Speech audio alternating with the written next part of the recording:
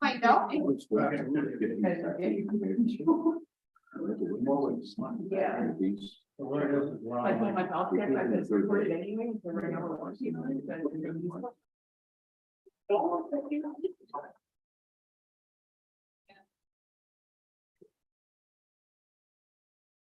No, 2 weeks ago, I was on Sunday. Yeah. And then, so I want to come back. I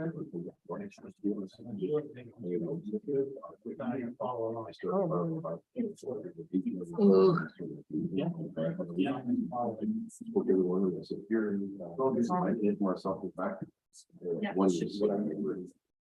The details of what is that. I want no jokes. Oh, we're out of open. I started, no jokes, I want no innuendos, about negative questions. Can I plug in somewhere else? No, No, there's none. They're all taken. Yeah, on the orange budget. You see it, please. Yeah, yeah. I'm the song. That's a work for my, With you, and we can do it. I know, but hopefully we'll replace them. oh, yeah, It's on a Saturday. seen an email. Myself. I'm gonna go over it. That's new, eh? I'm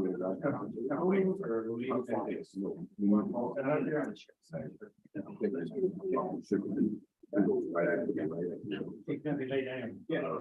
gonna. You tell me when they're ready. I gotta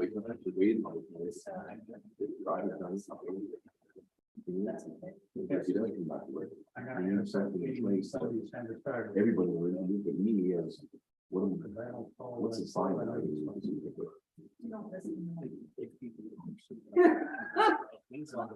If I don't listen, they couldn't do it.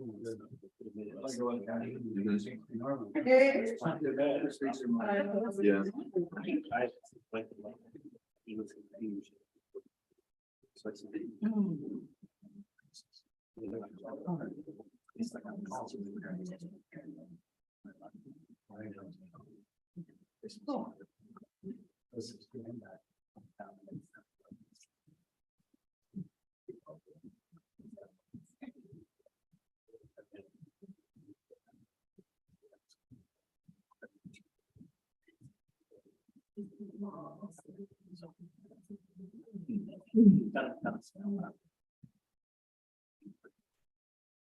I'd like to call this meeting to order, please, since it's noon.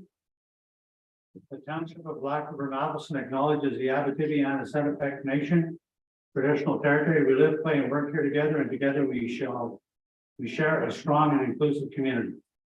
Also, a reminder to all in attendance that council meetings are recorded and made available to the public on the township website for review. Our first item is the confirmation of the agenda and mover and a second. Moved by Councilor Rondo and seconded by Councilor Gaddy. Moved by Councilor Rondo, seconded by Councilor Battery, that the agenda for the special council meeting of April 4th, 2023 be approved as amended. All those in favor? Carried.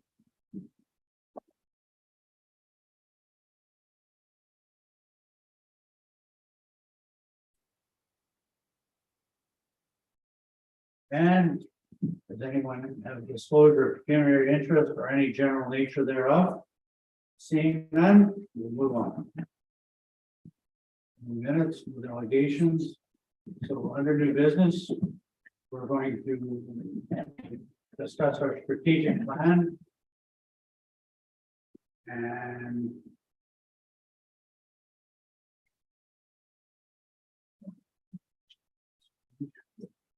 so then I'd like to ask our CAO, Chris, to lead the way, please.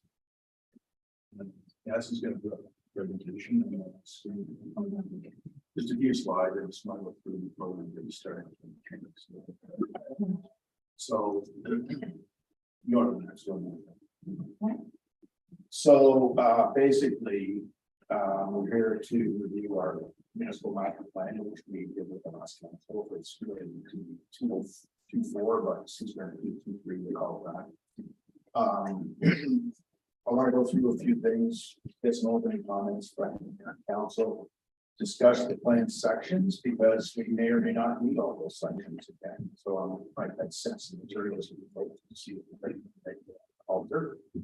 And then the last thing we're going to do is the actual neighborhood field, which is the actual mechanics of the plan, right? So that's your like, wait on a second arena, do we want buses? And also during that, just remember, you know, you're in the discussion, what's going well, what are the questions that are even being asked in your head? What can we improve and what are the issues like this? Right? So, just very quickly, the title and the cover, maybe we can discuss that first. I know this sounds really elementary, but it's important. And so you have to have a title for this planning review. The cover, we can come up with some nice photos and stuff. Yeah, that we can do that. And then in conjunction with that, new acknowledgements as well from the mayor, the CEO, are important in that. And they would say something different, obviously, for this time.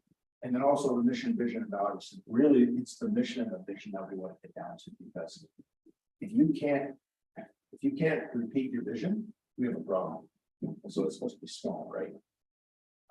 And then we can talk a little bit about the background of this, but I'm more interested in the first and third from council's perspective, and how do we want to massage that? How are you with the title? What about the mission and vision? Mr. Chairman. I actually personally, I'm gonna open the floor to council. Council want to make some comments on that before I do? No comments? Actually, I'm sure we can definitely put a better cover page together as far as photos and so on and so forth, and I agree. In regards to just a general statement, I think the initial statement that's actually being made regarding fostering opportunities, it basically does kind of outline, I think, what my vision is about just making the community a better place and people want to come and live, work and play and all the rest. So I'm not sure how everybody else feels, but those are my comments. And I did read through the whole existing master plan, and I see most of my own ideas or thoughts are already mostly incorporated in there. Obviously, there's going to be some time to tweak things over time, but that's my vision. So that's the title, fostering opportunities is the title. And I think it is a good fact. Unless somebody thinks otherwise.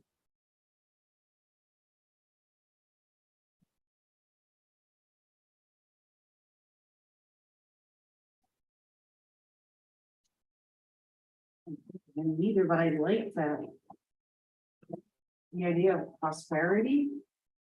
In my opinion, Maybe, fostering opportunities to increase prosperity, maybe. yeah, drawing together. Yes. Yeah, one of the things that perhaps council might want to remember is that you're actually ahead of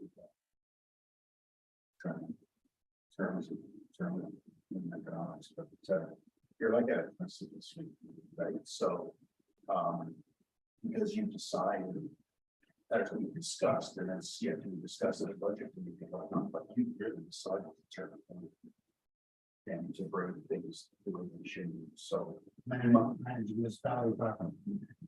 yeah, or yes, or in a new way, considering things have changed.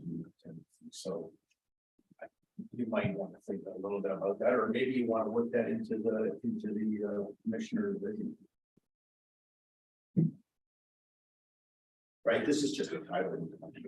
Once we get the mission. Councilor Neal, how does that work? Yeah, I'm just thinking, when I look at the slogan for the statement. And look, this is 21. I'm always thinking again, when we're saying fostering opportunities, I look at what opportunities can people in the community already see that have been fostered.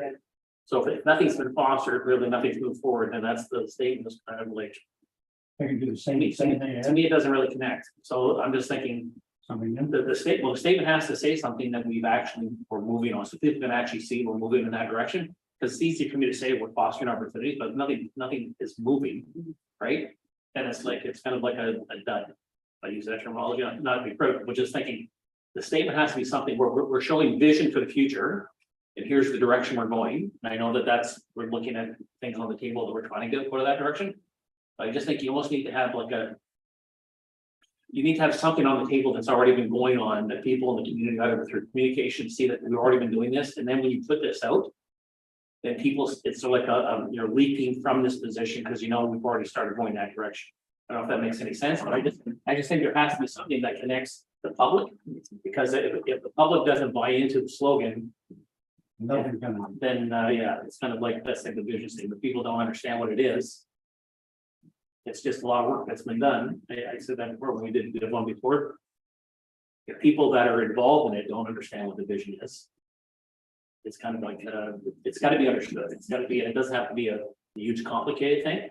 I just think that again, we need something that people can connect with because they see it sort of a reality that's happening. So I know we had one, we did helping families build a future. And again, that was kind of the little slogan. So again, then we look at how do we do that? And we did it, and people saw it by the things that we were doing, that's exactly what was happening. So I just think with this, and I look at by the explanations that are in the program. In this document, some things are just, I think maybe something more catchy needs to be said, but that's just me, my opinion, so. I'm one voice. That's a good point. No, I agree. so sort of almost back to my old campaign slogan. Help, instead of help me, but help us move Black River Navajo forward. Something to that extent, but Help us help you. help us help you, yeah, whatever. I like her growing together. But how, we gotta link that back to what Councilor Neal was discussing, and start trying to find something to actually link it to. Yeah. Councilor Diamond? I think two key words we could use somewhere in there. I think it needs to be a very short, not Keep it short. not Yeah. a sentence, but two key words would be transparent and crossroads. Because we are at the crossroads of two highways. But we're also at a crossroads in our development, moving the community forward. And management. Yeah. And that would link back to the community as well, right? So that's probably more towards the vision, Dave. Mhm.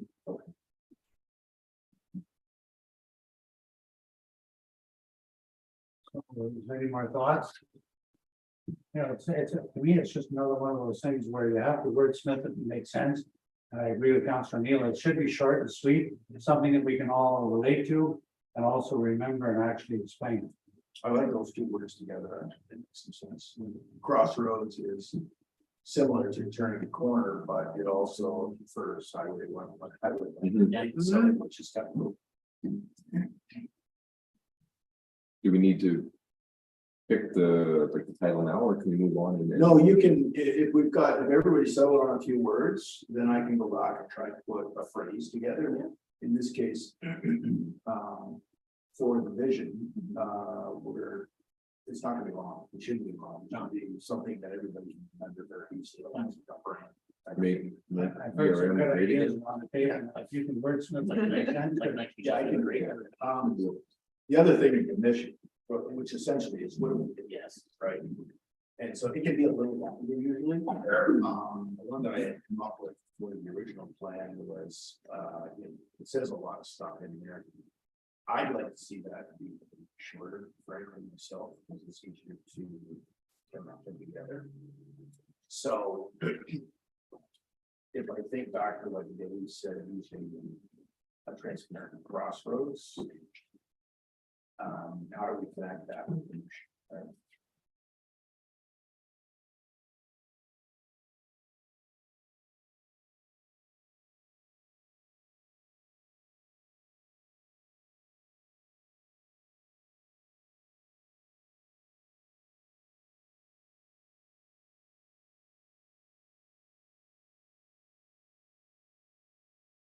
Working together to build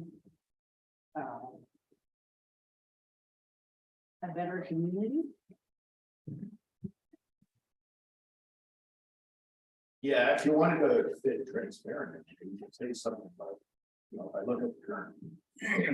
You could say efficient and efficient municipal services through transparency. For a better community, something like that. But the crossroads, you know, fit that in, it's an extremely important piece of, I think, is what we're trying to do. So if you're satisfied with those types of phrases, I can keep that, massage that into something and bring it back for discussion. Easier to discuss a whole statement that's there than just. Yeah. Because we could spend 3 hours talking about it. And sometimes it'll just come to you like that. Yeah. It just, When I look at your mission, the mission, what we do, under that, that's what it looks right. So again, I look at the word like competency. Yeah, because competency actually is a single word, but it covers a lot of what's there. Things are done with excellence. Yeah. So And get rid of words that people don't understand or can't spell.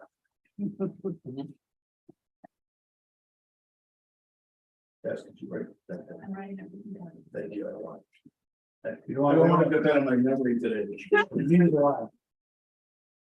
Okay, I think that's fine. You know, if we go back to the, I just share a thought. I just had a thing. So developing a caring, competent crossroads. Or competent, caring, like look at caring. That we matter as far as some of the things that it talks about here. Yeah. So you got 3 C's like caring, competence, and crossroads. So if there's even those 3 kind of words, 3 C's, if you can develop something that way, like catch create. That can also be a title as well, yeah, Yeah. absolutely. Yes. or one direction through transparency. Mhm. Yeah, maybe I don't think so. okay, Yeah, no. we'll massage that. We'll see what we can come up with. And we'll bring back maybe more than one commissioner and more than one we can just sit and talk about those. What about the values? I mean, these are pretty standard values. I think back to what Dave said there on transparency, we have that in the reputation there. Is there anything else that anybody can think of?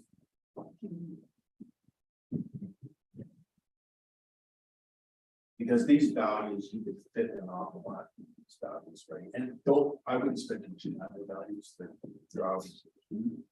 But what these roles in part in terms of goals and. Well, my own theory has always been, is whatever we do, it should be, all things being equal, is to make it a place that we're all proud of and that people want to live in. Something like a core value. I don't know, like I was thinking recruiting. That's recruiting for businesses, recruiting for personnel, staff. It should be a core value. Because that's something. Ongoing recruitment. Yeah, because we're looking for business. We're trying to recruit businesses to come to Black River Matheson. And when that happens, you need to recruit the great people. Not just business, doctors. Yeah, the whole thing. Services. Like, and maybe that's understood Maybe too. community growth, Yeah, I think you can fit that all under that grant reads. Another key word would be commitment. yeah. We've made a commitment. We have to stick by it. Maybe that's a bit on it.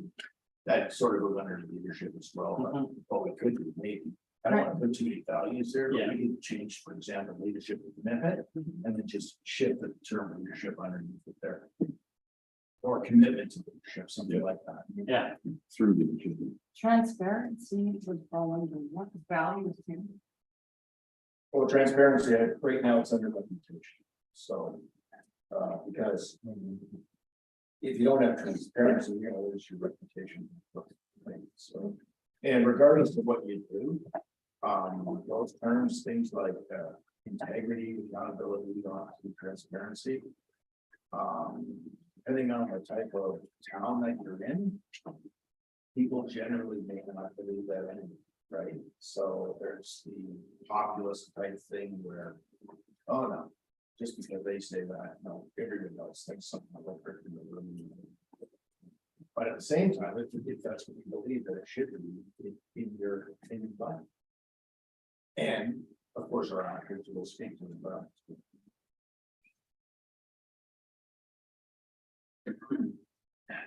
Any more values that anybody can think of?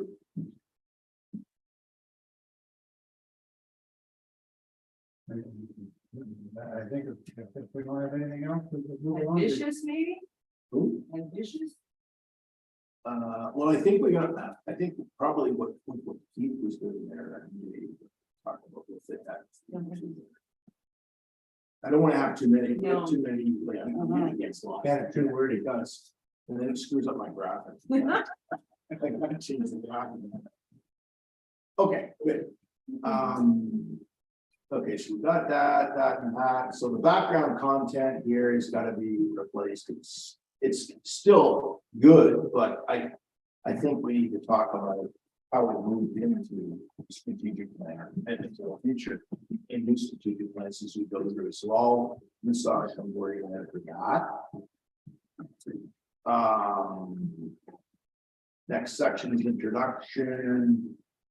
I think we might be able to take that away, or at least most of it. And then, of course, the description of section 4, what we change. Ongoing direction, council with the catalyst. I think we can probably shorten that a bit. You can see, I've got broad outcomes there too, and I think we should, that can be a bit confusing when we look at that. Because what are we talking about? Broad outcomes here, and then later on, we've got action items, so sometimes they can get mixed. So I think we need to make some changes there, just to make them more. And that might be something as you can change it to. Stated commitment of council, right? Just like that. Okay. You can see where I got there to the plan on the council actions. I think those are more principles than anything else, so I might convert those to principles. Key relationships. Building and maintaining key relationship. We've got Aboriginal peoples there, of course, and Keith and I were talking before the meeting. It's gotta make sure that we change a lot of things to exactly. So we certainly do that. And some of that, you know, that's important to leave in our plan because it makes a statement about how we feel about these funds.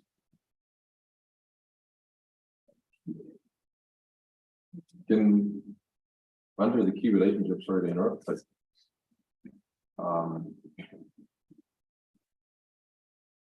would it be duplicating that we need to key relation with our residents and our business owners?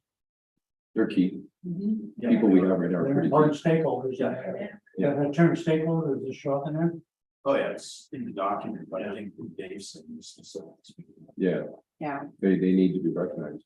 yeah, because we talk about Aboriginal folks, and then we talk about provincial and federal decision makers, but we don't talk about that. So what council has talked about in terms of going and having a town hall meeting for the budget, that to me speaks to the importance of that. And if we commit to that, we do this, then we change something.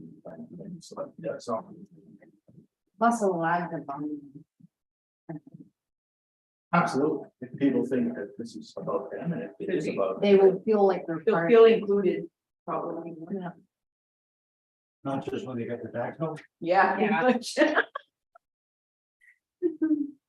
Okay, thematic direction is key direction, so we had 5 of them there. I don't, if somebody has another one, I don't have too many, because then you've got action items with each of them, right? So. Does anybody think any of that can be changed or one deleted, another one added? I mean, you pretty much got really 5 different things there. Is it not the same reputation from the beginning?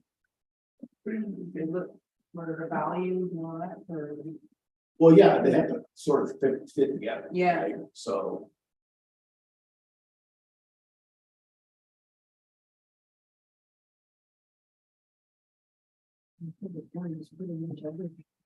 Yeah, that was the attempt, while not having it too broad, where you've got like 10 themes, right?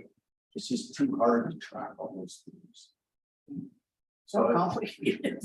we didn't have a difficult time about finding action items to place these things. Some have more, some have less.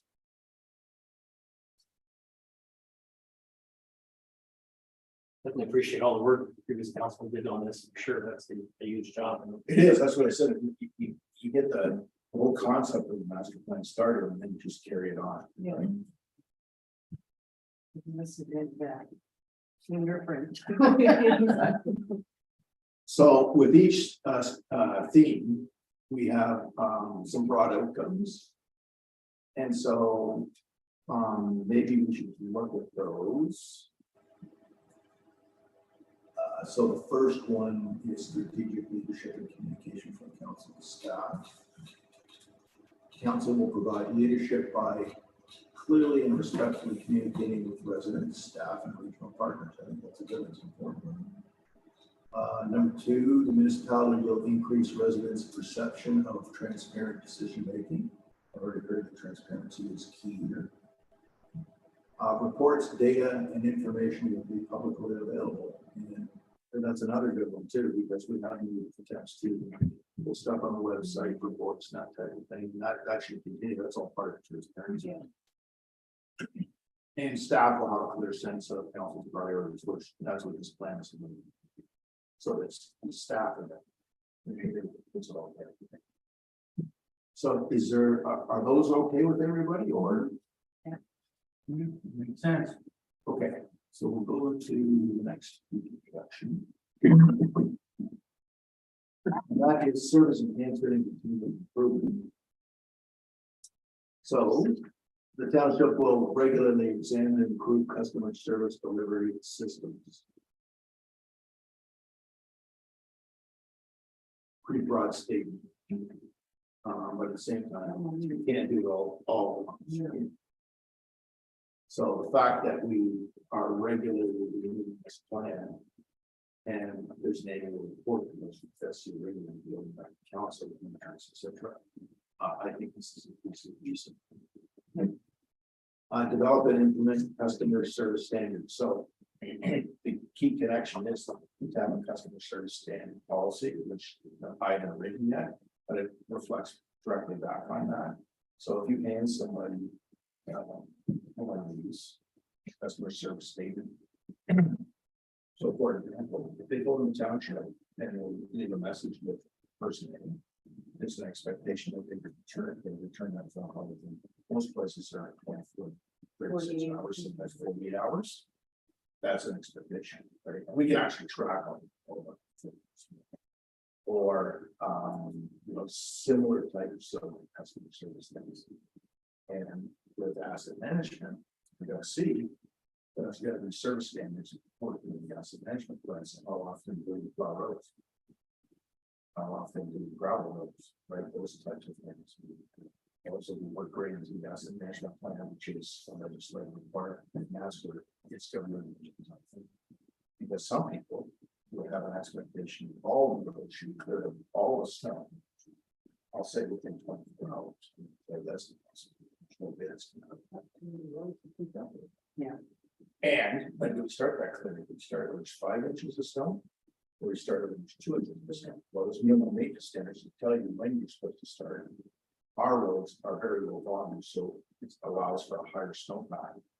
But what we do is start plowing the roads even before this. So that's the discussion. And sometimes when it comes to physical things like that, sometimes it looks like as if it's silly to do it too soon. So sometimes the cost of doing it later is so high that it's not worth waiting. Yeah, it can actually work both ways. Yes, it can. Yeah, and it might also depend if it's fluffy snow and if it's like wet. And we also have winters this year to show, like, yeah, we're getting a crop load of snow, but I mean, all winter, yeah. We didn't get much this year, so, but then last year, but. We don't even have, which is what we should have. You know, and on top of that, like, because of the fact that our agricultural component has increased, there's been so much more land clearing. The wind has become a real big factor in Yes. some of our maintenance of those. Yeah. Dave, down here. Oh, sorry. I thought he was fighting for the screen. Yes, Councilor Diamond. My question is that. What did you just call it? Service standard. The service thing, that will be discussed in the asset management plan? Yeah, it should be in both locations. It's more specific in the asset management plan, but the fact that it's recognized in the strategic plan, I think is a very key thing. It means that we recognize what it is. Okay, no, I'll just clarify that.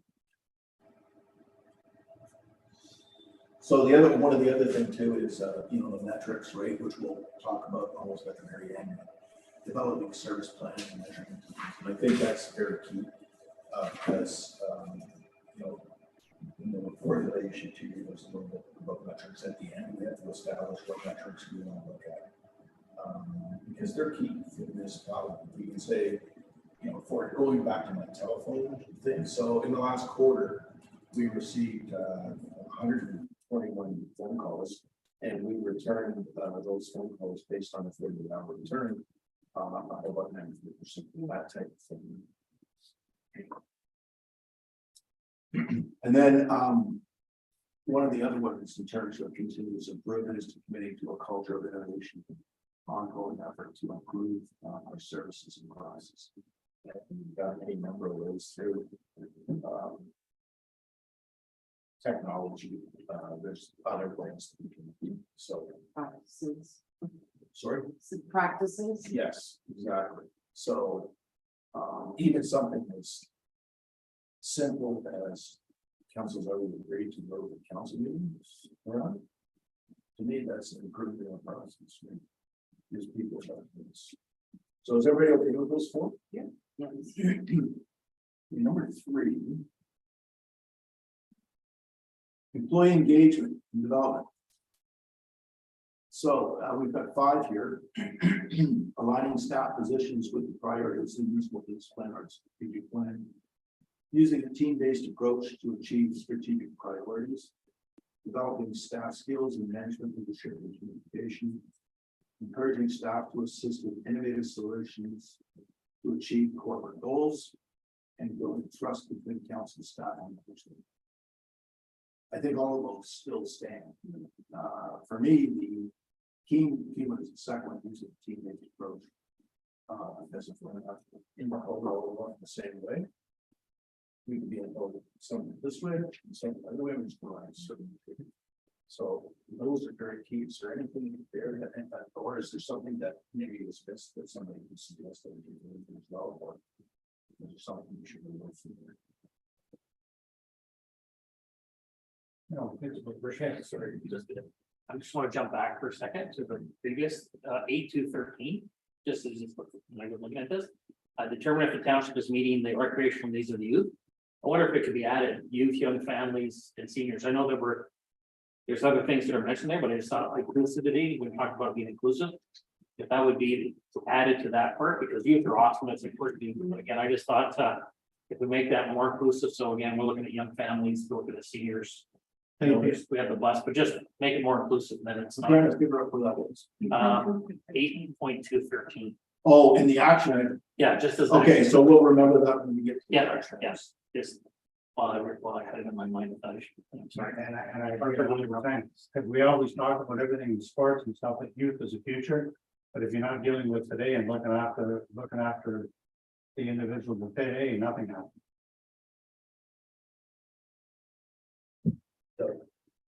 Oh, sorry, Councilor. Thank you. One word I'd like to see in there somewhere is.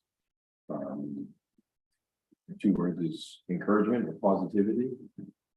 Because we need to encourage our staff and we need to make sure they have a positive, happy place to work here. Yeah. Okay, yeah, actually, we can probably. Maybe under building trust, we can add that under there. Maybe, okay, all right, we can do that. Just fostering that positive behavior.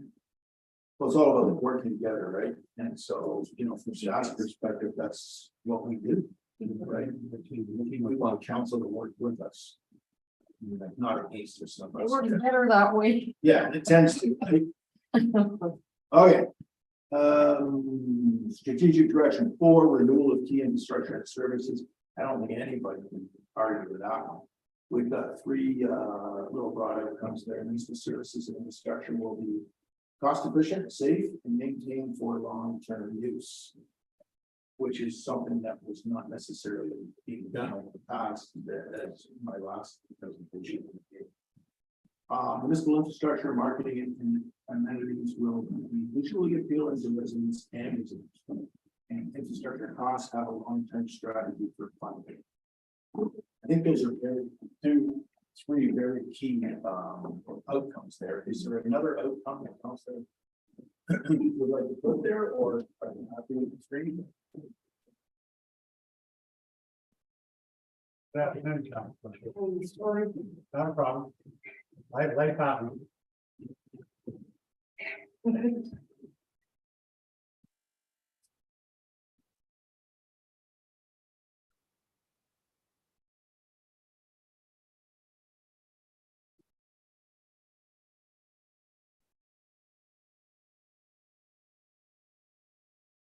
Maybe perhaps something about infrastructure that is built to the community. So you're not building infrastructure for town of 50,000, but you're also not maintaining infrastructure that you need for 500. Right, so finding streets on there, which means me considering some growth too. So that might be something. And environmentally friendly. Green. Absolutely, yeah, absolutely. Okay. Also, to number 5. That's operational excellence, so I mean, that's what we want to strive for. We had one brought out, staff will have the skills, processes, and financial resources to maintain the municipality's physical assets and services efficiently and cost effectively. That's wonderful. But I would like to see council inserted in there somewhere, so that we maintain that team relationship, right? Something like council will ensure this stuff. Something like that effect. Anything like that. Sounds good to me. Anybody else? Want to add anything to that one? Maybe just staff and council will have the skills processes. Yeah, because it's equally beneficial. Council has the skills necessary to council.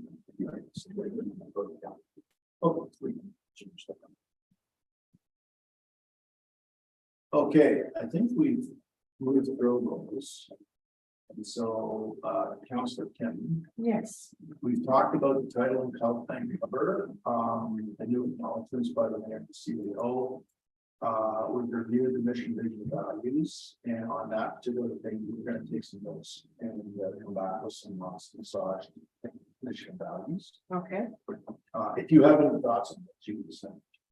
okay. We talked a little bit about changes on the background comment, and we've just gone through the broad outcomes. Okay. Most objectives, okay. So now what we want to do is go through the action items, which is really a really important piece of the strategic plan, right? So Cass has it in there. It's a nice little spreadsheet, so it's a typical whiteboard or piece of paper that got stuck all over the right.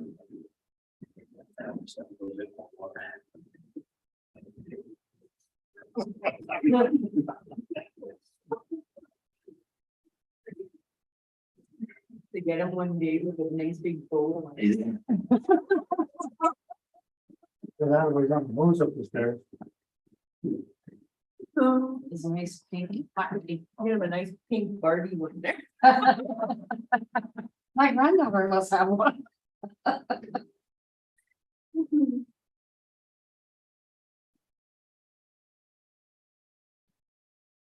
Oh, the municipal press makes it back with his resupply and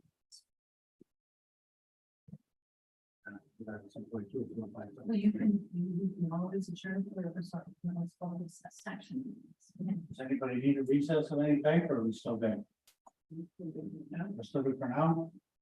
And move on for a little while longer, we'll just wait a couple minutes for Chris to come back. Okay.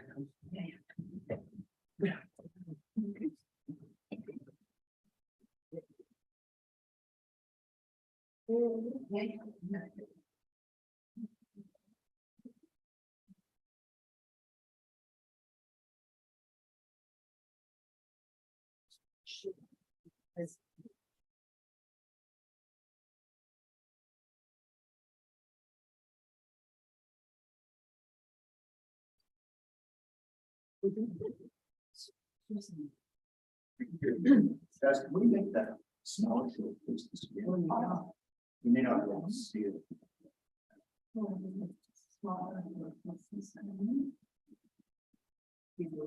And we can't read it. So everybody has a copy of consent. Yeah. So I will tell you, anything in green is done, it's complete. So we don't have to worry about it, but I did want to give you a sense of what we have done before. Anything in sort of that pink color has not been done.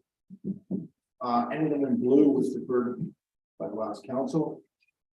Anything in yellow is in progress waiting. So what we want to do here now is we want to go through all these items and make a decision whether we want to continue, delete, whatever. Once we've done that for the 5 thematic directions, then we can start adding new things. Or you can add them as we go along. We have a template for that. We'll just drop them in.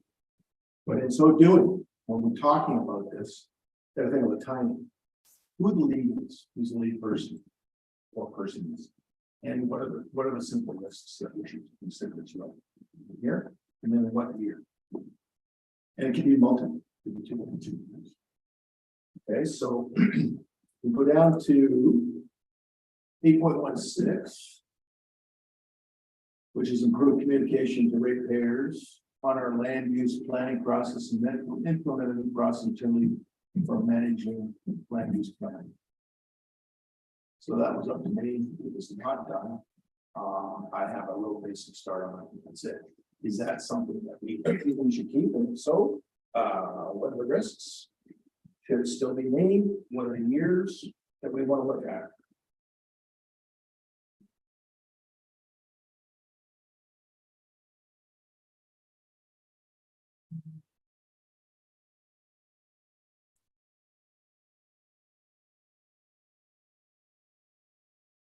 Yes, Councilor. Worship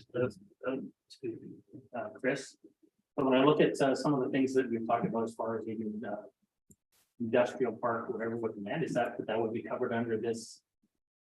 This area, that land use, or because it belongs to the municipality, it doesn't need to be. No, this is big P planning, land use planning, so it consents.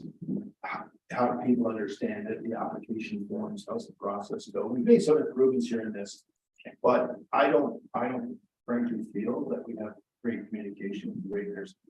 People come in, they have no idea what they're doing. And I've literally had to sit with them and fill out an application for them, but they need to be better educated that way. So this is definitely something we need. Yeah. Ongoing, right? I still need to work on it. That answered the question. People haven't got it. Well, it's obvious they don't, because I've had phone calls, whether it be some of the more concerned ones or the less concerns, they just don't seem to understand the process. And even once it's explained to them, they're still a little bit confused. So definitely need more work on it. So. Same version of lead then? Yes. Okay, what risks do you see there?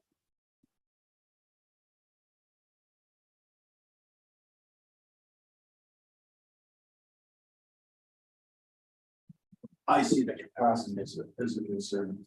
The time to get it done. Because priority should put on, so Okay. that's the best. Right, so. We all know that going into it, then it's easier to manage, right? I'll be honest with you, Chris, sitting here right now, I know some of the things that you and I have discussed over the last week. As important as that may be, there's a lot of things that are very time sensitive right now that need to be worked on, which are probably a higher priority in your day than that. Yeah, so this is why, we can sort of. Yeah. That's kind of cheap, I'm just kidding. Yeah, I agree. Yes, Councilor. But this kind of thing is an ongoing thing. There shouldn't be a time frame put on it because communication and improving communication with your tax ratepayers is an ongoing thing. So when we talk about time, we talk about when are we gonna have it done? So of course, it's That's what I mean. perpetual. It keeps going. You know what I mean? There's Legislation can change. Yeah. Of course, right? there's always something changes, so there's There's always something perfection. ongoing. So But when are we gonna have? So in my mind, when we have it, the whole, all these things described on the website, and when can we issue people forms that are.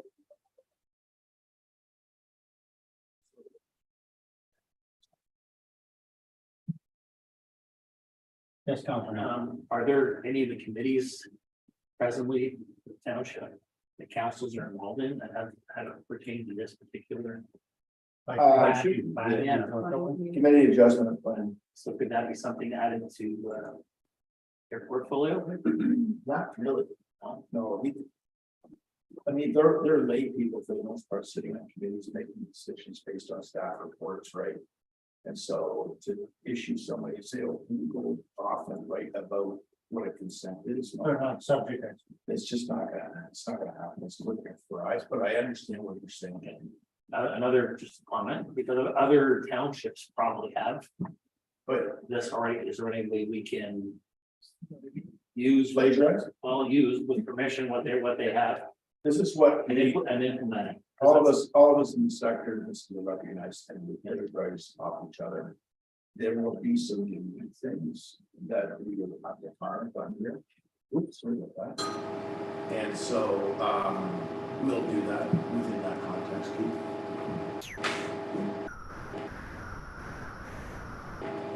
Oh, sorry, Councilor.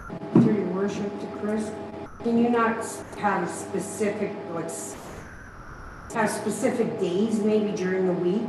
Like not, like have it publicized at, let's say Monday from 1 to 3, you know?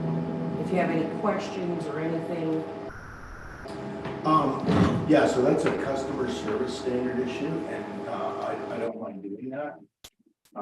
If I'll tell you right now, it won't fit in everybody's schedule, but at least you made that effort.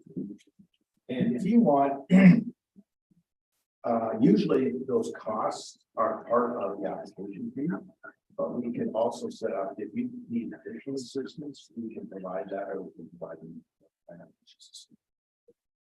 Yes, that will be that later on.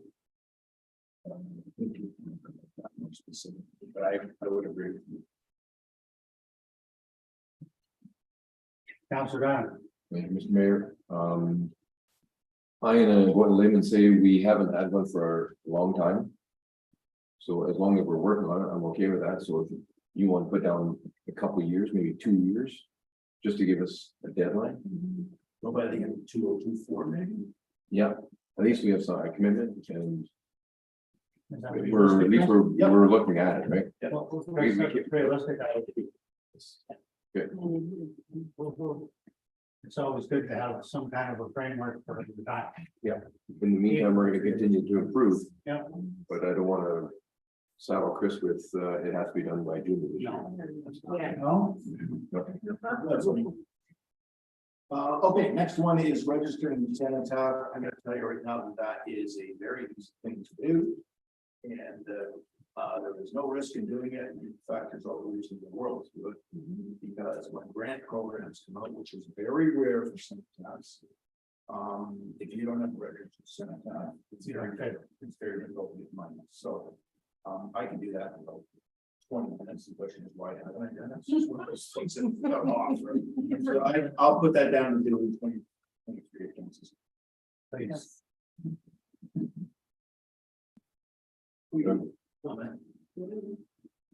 Oh, sorry. Busy reading. I can't do two things at once. Sorry. Thank you, Mr. Mayor. because Hanji is doing more and more of the grant applications, why can't we put that onto Hanji's plate and Yeah, we they'll can be, do that. they'll be prepared for the grant application when they come up? I can do that.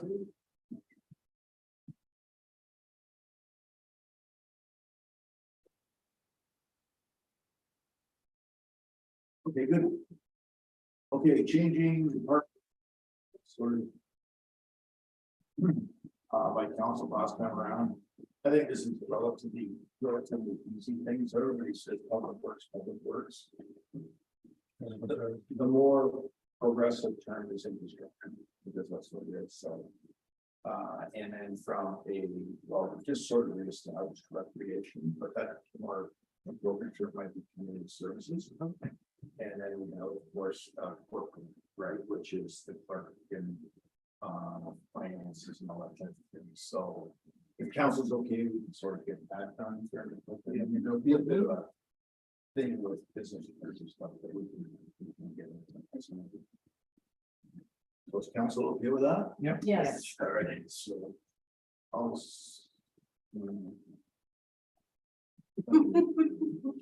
Councilor Down. Thank you, Ms. Ray. In terms of risks, what are the costs involved with it? Are we doing this just for fun, or is it gonna? So if they're fine, yeah. It's to be a little more progressive in terms of what the sector's doing. Okay. There's no. Like, are we changing business card names and desk titles and letterheads? And- Yeah, the website's easy to change, the cost back. You know, it's not all they need now, it's like that. And so it's just business cards, so phase out the new business cards when they're gone. Right, so. Signage is okay, we don't. Public Works is the only building that we have to change. Some of the vehicles. Sign of the names on that. Yeah, That's, yes. But we could do that, at recycle. yeah, I wouldn't do it just as cost, because that's crazy. We wouldn't do it like if we had say pick up truck, new vehicle, construction services. Just change them out of the. Yeah. Yeah. Okay, good. So, we can do that right away. 2023. Put it down as April 4th, April 5th. Yeah, it'll be done. Okay, the next one was one that's in process, and that's planning the lobby for improved broadband service, and I think we need to keep that.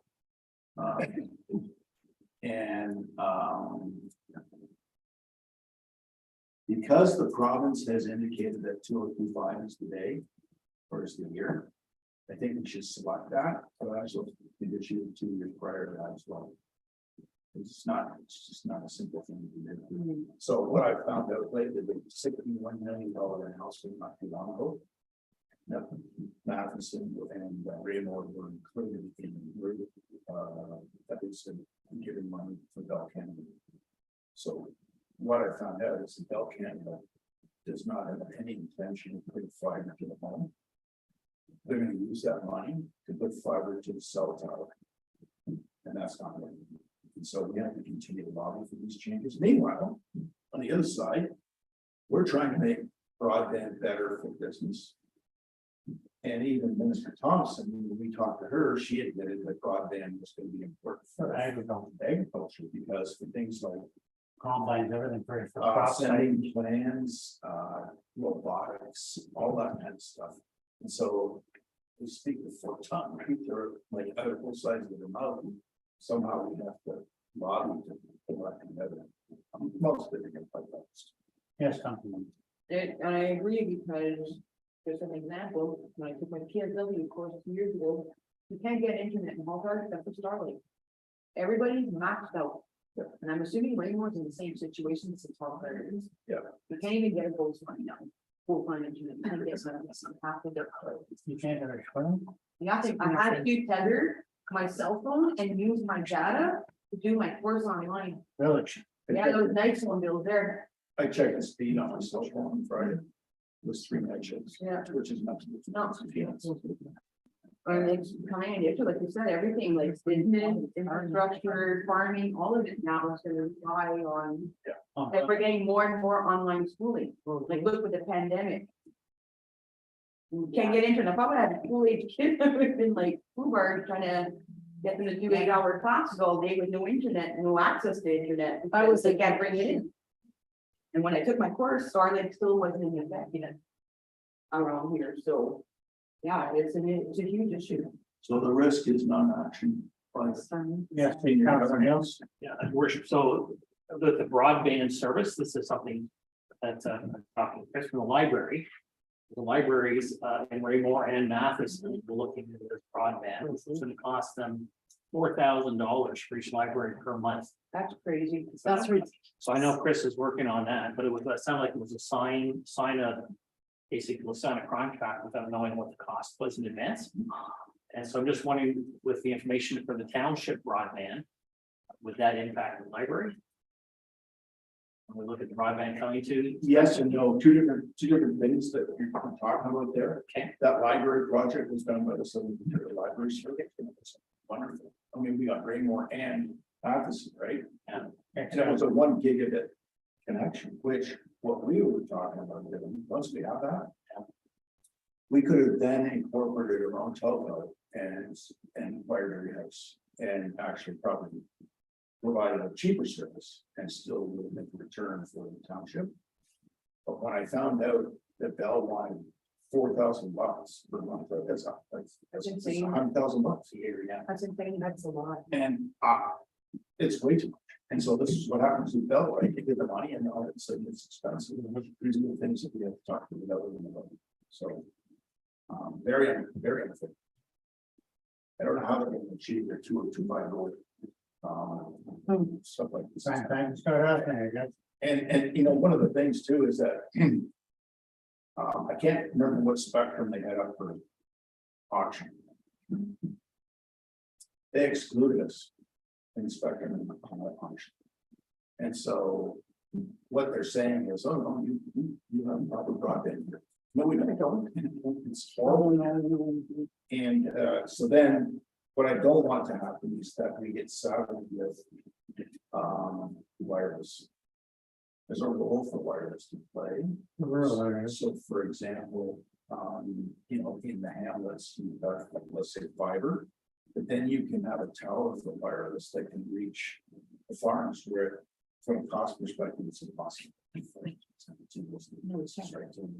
Farms, but anyway, Which is sort of what Explore Net does now, if you're in the Raymore area, you can get the high-speed internet from Explore. Yeah, not anymore. My daughter, my stepdaughter has it, so they can't even screen how to stuff on. Explore Net is overloaded too. yeah, they look. Yeah, it slows right down. Right. Yeah, but no, And they don't care to make money. my I son. used to, when I had my Explore Net on my house, I phoned every night, and I said, I'm phoning every night to fix this. And they would never fix it, started. So. And probably for the two libraries, Starlink might be a better option. Yeah, you gotta be careful because Starlink, It has rules. they have rules around commercial operations and that type of stuff. But They may not. you gotta remember, coming on board too, the 2025 is supposed to be. Relative material sound, but it's a low satellite system as well. Starlink, so we'll see. Haven't heard anything about it in a while. They've got to move the yardsticks on this thing. Okay, prominently displayed pictures of all councils and office staff recognition. Well, that's already been done, isn't it? You don't have staff recognition, that cast a great job on that. Well, but I thought there was another wall with a couple of plaques, but that's not your staff recognition wall? Yes, Madam Clerk. That's currently a council policy, we have those, staff, the different Awards or whatever. awards, one's for customer service, one's for health and safety, and one's for employee of the year, and that's based on council policy. Okay. Which should be reviewed. But when it comes to pictures of council, so actually that can be done every 4 years in the first quarter of the year. And actually, in the next 6 days, we'll have this new council's pictures of. We're using photo. Requires some changes. Please do shave off a couple inches off each side if you can. What I was thinking about for staff recognition is actually well designed Blackbird piece of road. Which, where you would have somewhat nameplates like that, when people retired. Right, and we can, what I did, And you can previous, slide one up and again. we. Previous employer, I did that, and we have nice one like that also, which was important to me as the fire department. Yeah. As a part of the tier, right, so, Absolutely. it's just making sure that we recognize everybody who contributes to the township, so, you know, I'd sort of like to continue with that and try and finish it off and maybe we can. Wouldn't that, Yes, Councilor. I know when we had discussed the whole new building renovation plan in the yard and all that, we had discussed possibly a memorial wall outside. It's fine for. Okay. Yep. Wouldn't that fall in the same category? No, I'm talking about a thing that talks about, not just people, but people who retire, Okay. right, the one outside. Memorial, yeah, for firefighters, Yes. township. And that is in. Okay. Yes, Councilor. Yes, Your Worship, I'm just thinking again for, as we have pictures of the mayor and council, which identifies people, recognize the face with name. I wonder if that's something that would be needed even when it comes to the entrance, if there's actually this. Yeah, if they're a picture with their, so when they look, they know who they need to talk to. If that would be beneficial, because a lot of people may hear a name but don't know the face or, Yeah, I'm supposed to be here to talk to somebody, but so it's a little bit of a directory that would be this. So we can make a slight change. to that. That's we,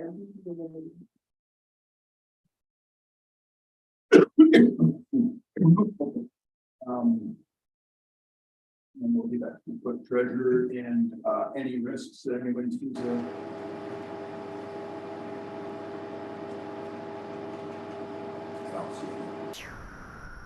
Can we do that for 2024? yes. All right. One here. Establish a formal relationship with the Chamber of Commerce and explain the benefits of a BIA. So that's sort of in progress because Hanji has gone to help the Chamber of Commerce. I'd like to see us explain to them about the BIA. Because right now they BIA, I think it's the Public Business Improvement Association, and actually it's an incorporated body, it's a local board, and they actually then have the power to assess money through the taxes that goes back to the BIA to do projects. So, for example, Christmas lights, store facades, that type of thing. They can also then apply for funding from other organizations. And they can also participate with councilors on projects. And that might lead down the path of just for grants that we couldn't otherwise do. So I don't know if that's something that council would like to see. If not, then we should look at it. And you know, not unless council is a different vision, I think if Ponji's already on top of it, I think it's something additional. Mode. Something being handled. Or what does everybody else think? I mean, it's basically, we've got a staff person working with the chamber. Just to tell them how to do this, and then it should be up to the chamber to move forward, correct? I'm thinking, I don't know, what's right to council. The comments? Yes, Councilor Net. We're just thinking like the Chamber of Commerce. I've been here, I really don't have very much of the Chamber of Commerce. So I'm wondering how who's involved and what kind of things are they actually involved in? We're looking for things we're gonna invest, you know, staff and the township to be involved in. It is like, I always think, is there a payoff at the end? Is it a real benefit to the township? That is happening and what would the benefit be? I know the only thing I know physically we're doing is the other storefront down there. Other than that, I know they've got lots of members, and I don't know what all the members do or what they do, but it's a good question. Councilor Lambert, you have a question? Thank you, Mr. Mayor. I just want, as long as we have some sort of discussion between council and businesses, just so that they are heard. Not so they felt they're heard, but so that they are heard. We work together. A conduit. So we have very few businesses downtown, so we don't want to lose them, right? Exactly. We actually have in the municipality itself, there's a lot of businesses, right? Which people don't see them all the time. The council might want to think about asking staff or a report on this and how we make this forward. Formal business. Folks, rather than just saying, go ahead, establish a relationship and that would have facts.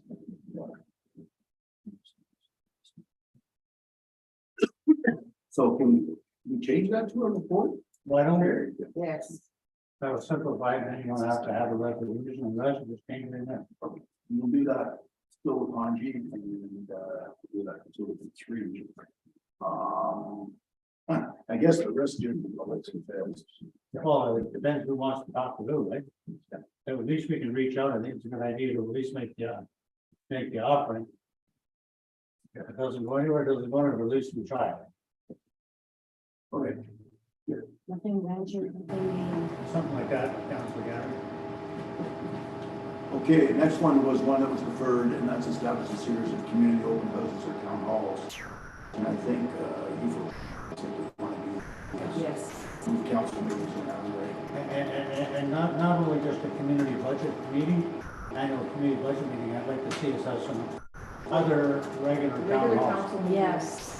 Like other regular town halls, whether they're done through our council meetings in different communities, or just have an open town hall where we, whether it's, you know, it's not just over the budget situation, but a situation, even if we get to the point where we decide what's gonna happen with this building or anything else, I think we need to have an open conversation with the public and tell them what we're doing and why we're doing it and how it's happening next. All the transparency, so. Yeah. So one of the things that I think is probably around the time is when we actually get in there, we designed the highway thing. And so what we got on some looking for. Absolutely. So that would be very good.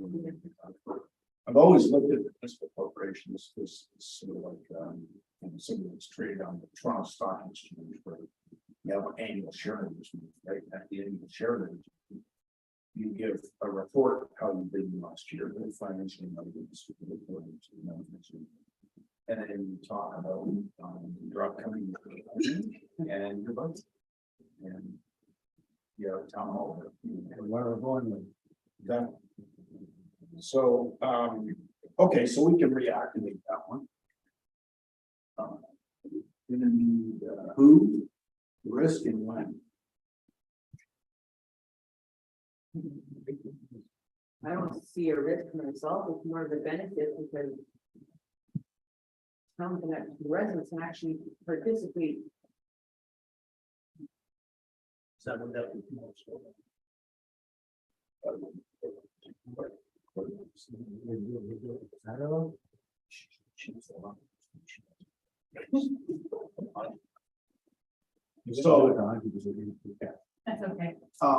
There is a risk, right? And so I wasn't here for the last. Our stage all this stuff. Yes. The public, yes. Right, so there can be a risk that it can get out of the movie. People can get irate. And people are, especially if they're not really well educated and stuff, right? So, and it's not a board, this to me, but I think the balance is better than we do. And we'll let Council Ron chair the meeting. She knows how to do that. Open being given a friend from me. No, I mean, if we have, we can have an open meeting or like a town hall. But it doesn't mean that it's an open. Now, it's gonna have to be something that it's gonna have to be coordinated, everybody has to understand. It's gonna be a process. Well, you could put up the cash and I thought was put up some, I would put them also understand, put on everything. Yeah. I've seen them in other places. They usually have them, because over there, if you don't follow this, they're. And you know, you're gonna be asked to leave. Well, the mayor has that authority. Yeah, hard to handle. Fall out of part. Council for. Through your worship, there, can we not? For the ones who want to speak, let's say when we do these open, these open forums. Can we not do the same as? If they want to come and address us? If they want to come to a council meeting to address us, they have to, send something by email or whatever, instead of having everybody. Because like you said, I've watched some town hall meetings where people are standing up and it's ugly. Let's do it discreetly, let's do it professionally, let's be, we want to hear what people have to say, but there's a way of doing it. You get a little concession. What is an open session? Council Neil? I think when we look at risk, it's the same risk for people coming to the township meetings where we've had them max, that people could come and sit in.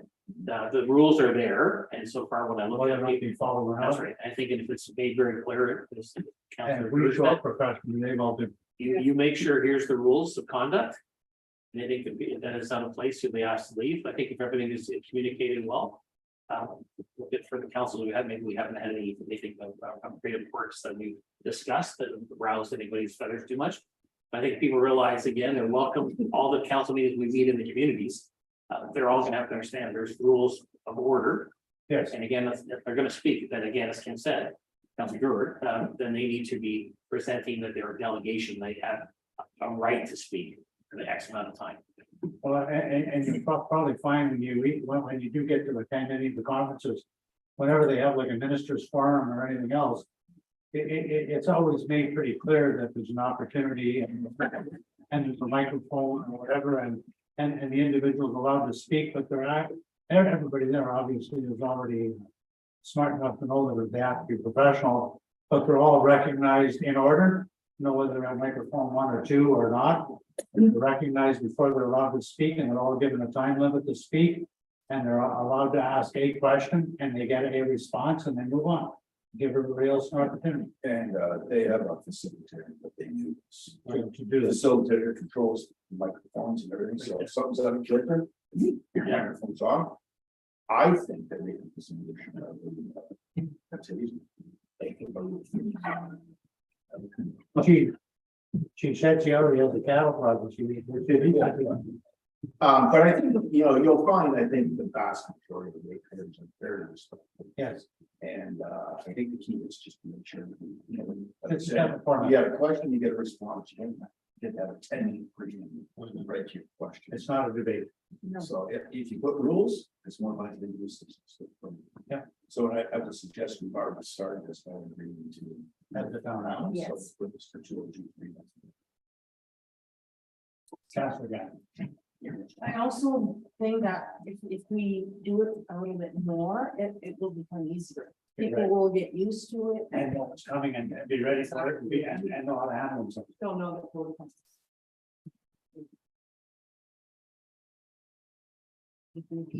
I agree. And it's just like everything else in life. It's maybe it's worrying about stuff you don't control. You try to plan and prepare properly, and if it doesn't work out, then you can make a new plan and prepare again. Yeah. We gotta try something. Okay, next is formalize the relationship with the local mines in the township with the intention of an impact benefit agreement in case folks have never heard of the very mines with First Nation communities, but they talk about things about land and how to in some cases, we'll use that type of thing. But you have to have the relationship before you can even talk about that, and I don't see a relationship with the mines. In fact, I can tell you, we attempted last month to talk to several of us, but it's something that we should, which is the work and the thing about getting the partnership that they were pretty much silent. And when we talked to one mine manager, he was fairly engaging. I fully plan to try to do that one. I think it has to be done. I think I have to reach out to somebody who is mine. Yes, Councilor. now with other mines gonna be opening within the next 5 years, we have Agnico Eagle that took over Taylor as well as Newmont. And we have Manita. And I have spoken to, I see them at the store, a couple of geologists, and I mean, these guys are really nice people, and I think if we, I don't know how it would work, how it is with the other mine, but I know with these guys, I think we might have a better chance. Because Newmont, I worked at Goldcorp, so I know they would probably join in, so. I meet we well if they're approached properly, I think, and I already have a personal relationship with the owner of the gym. So I think we should, and I don't want to just reach out to one, I want to reach out to all of them.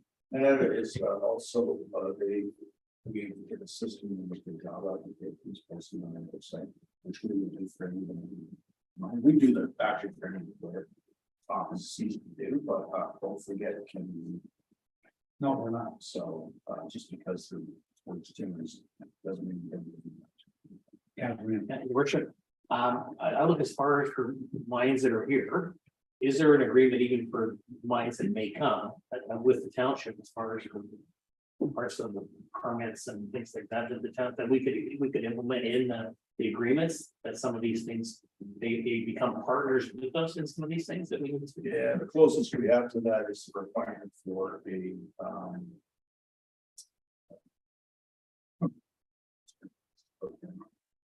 site plan agreement, right? And it's a requirement. opening and closing and all that. Well, that's the provision. Part of the site plan is how we design our site, right? So that we're maintaining this, as Council Diamond said, you know, our ecological bylaws go on, this mission that we protect, but obviously. So if I look back at what happened at Reed Lake this past winter, like that would be an exchange where we can talk about that, and people would know. Even our discussions recently with the as well. So, but I think you have to establish that initial relationship with the mayors, the one and council has discretion. Councilor Brown? Thank you, Mr. Mayor. I think that it should go from council, it should go to you. The CEO. Because, but I think if it leads, if it's up to us, we're just gonna end up in a bunch of navel gazing and it's gonna take forever. Whereas. All the rules. And time is of the essence, mold is up. It's gonna happen. If we leave it up to council, it will take 2 to 3 years. Yeah. Now is the time, and I think you're the best person for that. And I think 2023 is a good date. Okay, Chris? Yeah, I mean, I have relationships with some of them already. You can reach out to us for help and Absolutely. for contacts, but Yeah, and of course, as council comes in contact with these people, either social or otherwise, this, your job is to foster a good relationship, right? And just for council's awareness, anytime anybody contacts me that actually wants physical contact, physical meetings, I always include the CAO. I think that because number one, he's the manager of the municipality. And we give him a budget, we give him some direction. But he's the one that has to manage things, so it's no use me going to somebody and if they ask me a question, first off, I may not have the information. Second of all, it's not in my purview to actually to offer guarantees or anything. It's up to the CEO to produce that, which we've been doing quite successfully, I think, right, Chris? And of course, you know, in my reports, council's been here. And just for council, basically, we're gonna take a small recess at 1:30. So this will take a little bit of time to foster, so I'm suggesting 2 or 2 4 would be a good to move for that. Not that things will happen before that, because it certainly can. I want to be able to balance all this stuff, because we'll throw too much in the plane, they're gonna drop the plane. Another weekend. I only mentioned it. You forgot to mention the one weekend. So the next one is something that I tried to do, and for whatever reason. The individual I was trying to do it with didn't really pick up on it, and so I feel really that flags should be in all halls and all municipal facilities. Yes. To our residents in our country, and I think we should proceed with this. That's why we have a big focal point for flags when we get outside of this building. And we talked about big husky flag, right, in Canada, some people don't know where they are, the other ones don't need to be that way. Not only that, the flags, when they're afraid, they shoot down, it's a disgrace. Is there no law? Now, this guy, the federal government is guiding us on flags, which you might want to look at a policy for that. Like, I don't know if all of you remember, but I remember when I was a kid in elementary school, the janitor would go outside after school and pull flag down and put it up in the morning. If it's not lit, it's supposed to be Yeah. lowered. I think there's a rule on the light. It's supposed to be lowered if it's not lit, but obviously that's not gonna happen in a lot of I think locations. there's a rule for the frame and the key. And how you dispose of it. Yeah, There will be a flag. But don't you just take it to Times Square in New York City and burn them? Oh, that's not. No, but I think there is a thing when you do burn it, but it's in some kind of. We should have a policy. Yeah. Actually, I know I've actually got to go over to the, one hall where we put up an Alzheimer's flag and bring it down. And when I do, I'm gonna replace the Canadian flag with it looks like that. And by the way, she didn't get that really long per year from the. Yeah, exactly. So Yes, Council Brown. Thank you, Mr. Mayor. What, I'm just gonna jump back before I come to this, but what were we considering changing the recreation department name to? community services. So I think that should go to community services. That's good. In 2023. Yeah, I would agree. One of those is policy. Well, you know, if you put everything off to 2024, it's I know. the year. Okay, good. I'm gonna include in that, just a flag policy. I already have them written, so. we can just- Yeah. Okay, develop a plan to improve township profile and external relationships. That's a lot. That's a lot right there. Where did you bond?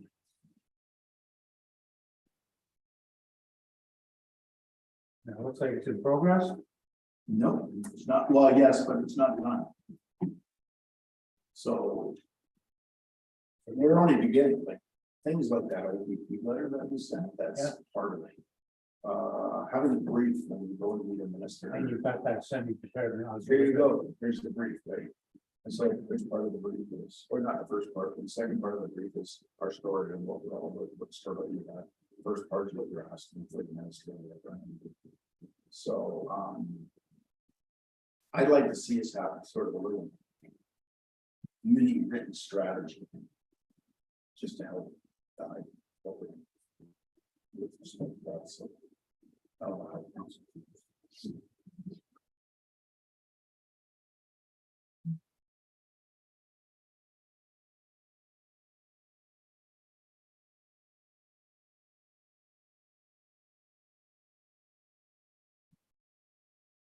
Yes, Council.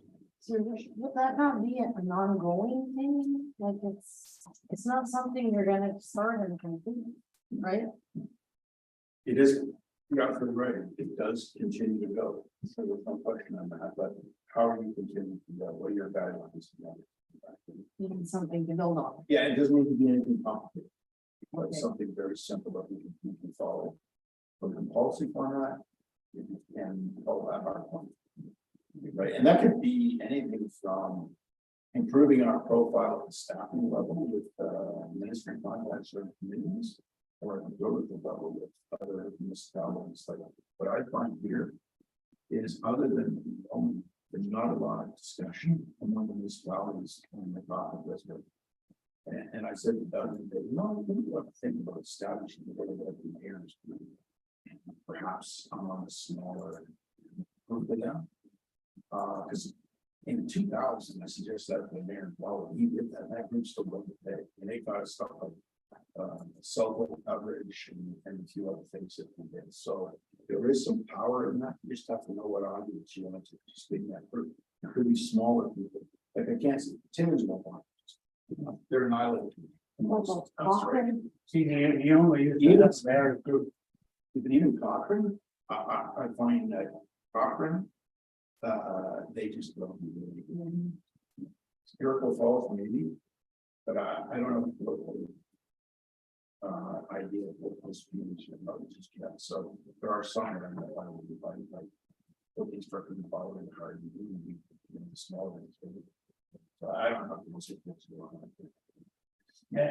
And just to actually speak to this on another level, you're absolutely right, Councilor Gandhi, that it's a work in progress, always ongoing. We've actually started here, even though it's sort of unofficial, that we discussed the fact that when we're going to these different conferences, it's going to be a policy that we're either going there as a delegation or for meeting purposes, not just to go to a conference, just because it's a good conference to go to. Because we can network in all kinds of ways, as much as it's very valuable, like it even, like we actually put our delegation forward for Roma. It wasn't as successful as I hoped. But I'm still working in the background with several other ministries, getting into browbeat the Minister of Finance, see what we can do. And that's an ongoing process. And actually, for Phenom that's coming up in May, even though it's still a month away, and especially since Chris only has weekends free right now. I talked to him about putting something together as delegation for Phenom, and like you mentioned, Phenom normally doesn't really have that kind of a process for Phenom. But he made a suggestion, and I'm going to start working on that actually as we speak. To reach out to the different ministers that I have contact with on a personal relationship basis that I know will be attending Phenom. So I will actually reach out to them now to say, look, when we're all there at Phenom, I'd like to at least book off 15 minutes of your time for myself and the CAO to meet with you and have a discussion. Even if it's just an informal discussion, you're meeting with the minister, that's probably as good as meeting with any of the staff and sending them a file of work that Chris did on Sunday afternoon. And we will continue to follow that process. So I'm going to suggest we should have something. Yes. I can write that. So, plan. Also, the next one, customer service, we talked about that already. That's a 202 together.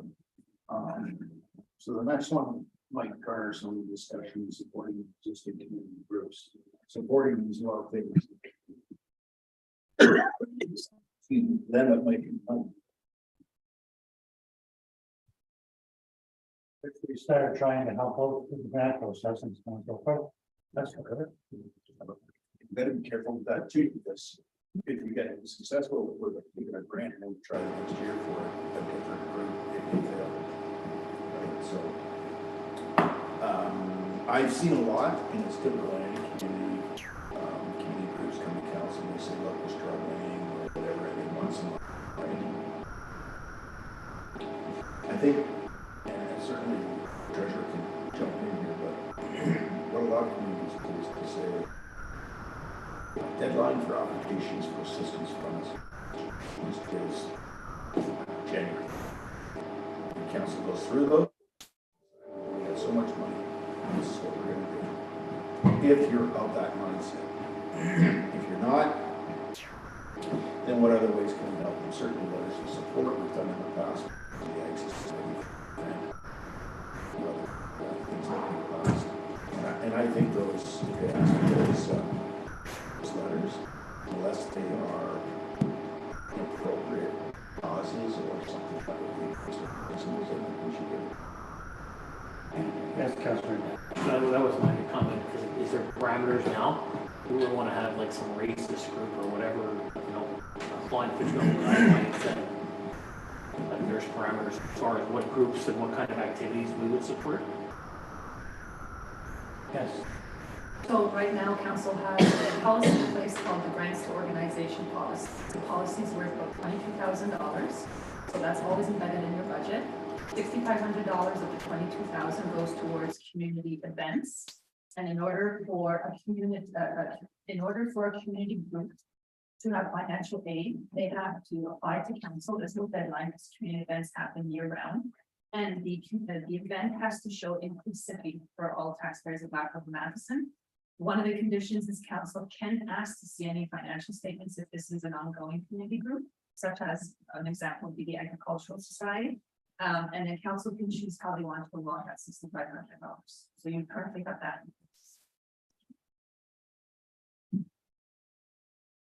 Even though we have that in place, Madam Treasurer, we still get requests, right? We get requests, but they're outside of that policy, so because we don't have a policy to speak to it, it comes to council.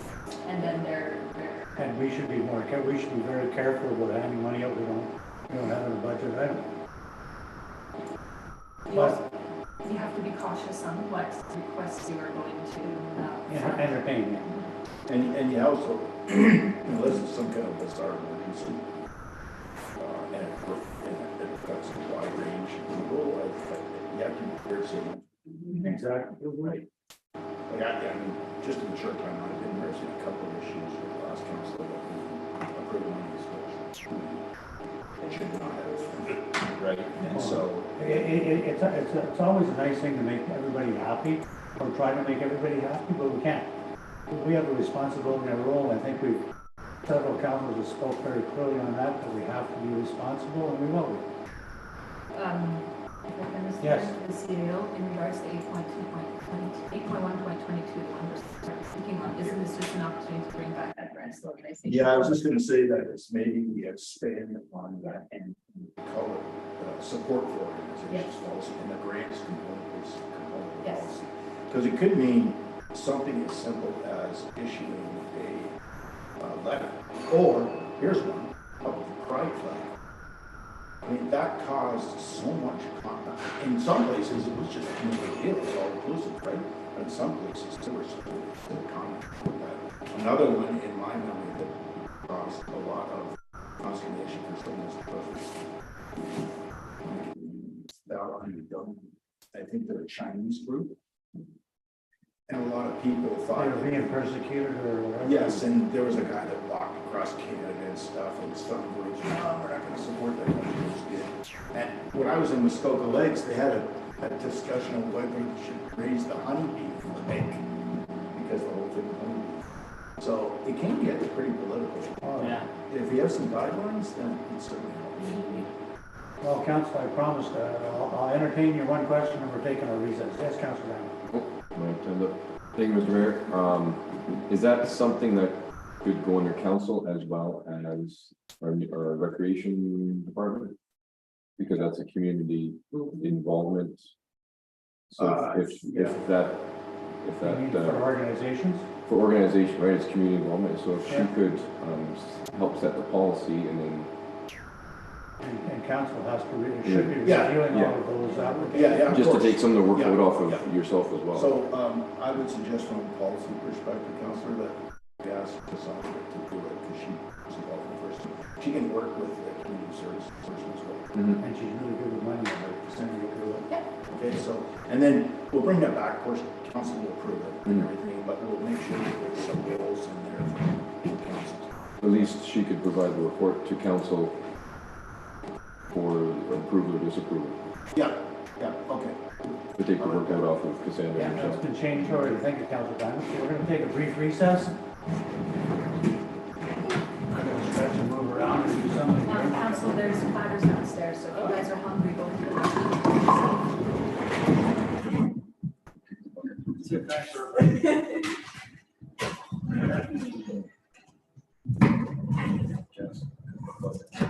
Like a camel.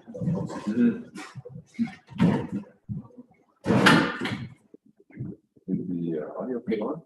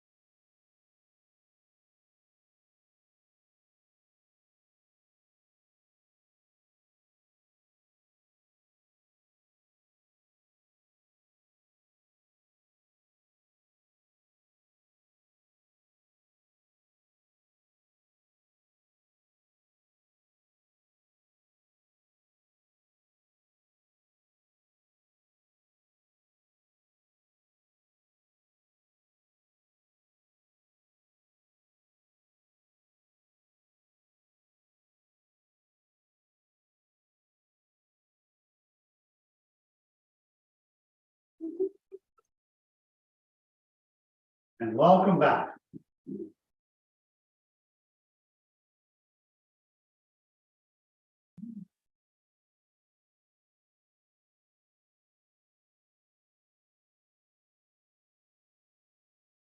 Okay, so where we are at is 8123, which is explore the development of a community cohesion program.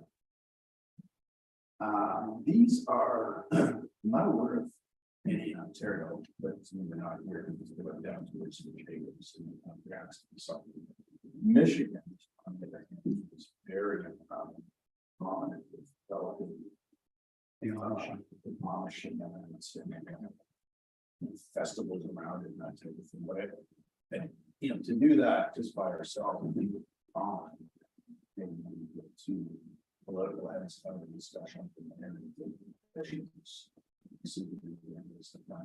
Yeah, I actually had one phone call from US. So, you know, I've always thought this is a good thing. Or a large part of our community, you know, a lot of people are interested in that, like, not on. Absolutely. So, I think we should speak this one. And have to learn what the folks there and see. Because, you know, I've only been really working with nice job I had before here. There was some there and I was feeling very good work. They're very good. So we could develop, foster that relationship. I think. They're a big key on the growth in this area. Agriculture. They need to support them. Actually, Urias is their community head call, what you wish. And he reached out to me regarding a ground land agricultural use. So I kind of brought him up to speed with what I was allowed to bring him up to speed on without giving him information that was proprietary. And told him about her relationship with Minister Thompson and promised that I would be meeting with her actually in the next 2 weeks. And told him I asked him if it was okay if I brought up his name, because he's got 2 applications in and they're just been sitting there spinning. So I told him I'd do what I could to move them forward, and of course that goes with anybody, but he actually reached out to me. I told him I would get in touch with the minister and get back and give him an answer of what's going on. But And he seemed to be happy with that. it's also bigger, right? It's a cultural thing as well. And so, you know, having been, I actually, when I was in Wisconsin Township, for sure, well, we had a couple of Mennonite folks that attended the entire council. Meeting, they thought it was interesting, but I know they stuff like that usually, like I'm thinking, you know, around the whole Mennonite culture and how we can support them and celebrate that, if that's what they want. When we do our town halls, we need to make sure we reach out, make sure they know what's happening, because they sometimes don't follow the same social media circles we do, so. Really put your name down there? Absolutely, if you want. Okay. I don't care, I'm fine, Accountability rules. I'm not doing nothing, somebody's needed. Okay, in implementation of actions in the new economic development plan. I think we should Have a review of that plan too. That's Tom to have a look at it, because some of the things in this plan and that plan are the same. Okay. So, okay. We'll have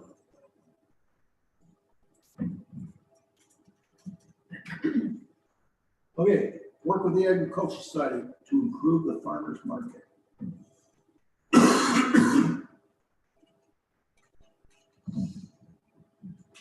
What is the plan there, what is the suggestion? Those are one. I always thought it would be nice to have a farm market. Their cultural society's got a ton of money over there. That's one spot that's written highly, right? And so, and anyone wants to drive, attending, there's always been this lot of people talking with them, so they see them. In the grocery store, but my next market gardens, you've got beef producers, pork producers. And then it's all that kind of stuff. So I think if we partnered with the society, we might have this money from the township. And if you do that, you can get other good things too, crafts, all that kind of stuff. Exactly. So council's okay with that. We can start that discussion. See that. And it's a good way to encourage local business. It is. Because most of our businesses are in the rural area, right? Are you talking about expanding with the Gales Market that they have once a week? No. That's at the agricultural society. It's called Gales Market. It's vendors. Okay, so maybe we expand that outside, maybe.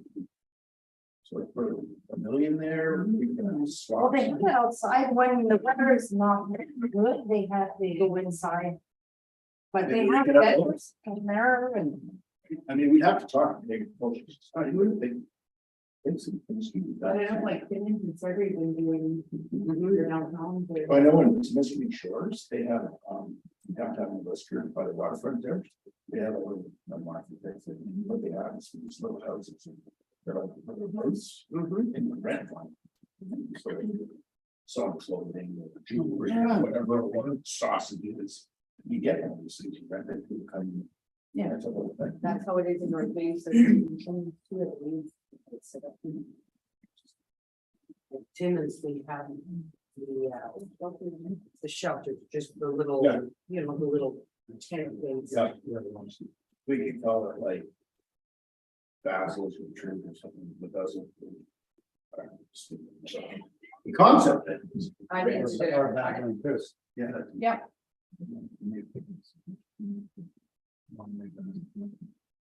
So maybe we can, council's okay, we keep that behind. Yes. He's gonna start a conversation. I'm gonna say 2 or 2 4 is probably the best one.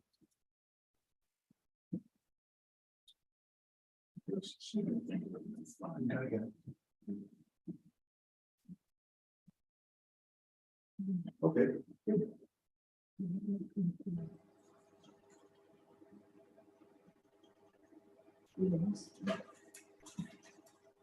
Okay, next one is establish a plan to open government, open data. Okay, so we don't have a plan for that. But I would say any data that we have, like we've, in the last year, we actually put on our website, we can actually access our GIS site. And you can't get all the data, but you can get lots of. Even, you know, from one document now, but we don't have this. There could be other data that we can establish when we do metrics for this plan. That you'll see later on in the document that I talk about. Like that community comparison report card. So we pick 5 communities that are showing for us. And you look at things that come out of like cost of transportation, cost of administration, those types of things, like comparatives. And just to have a look at it and see how we do compare to others. And then relate that back to things like tax rate and those types of things. So when those reports are established, that data is available. Also things like data that's available readily from RFIR. Website to access. Because all or impact, for example, some drugs study. And I think that's something that we should really work towards, but not as I think 225, 226, but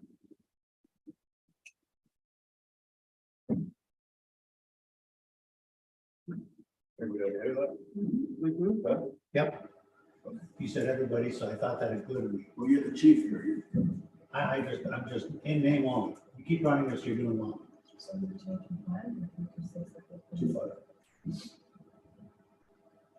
Okay, change your municipal name. Now, the original thing was, we had quite a discussion with the last council on this. I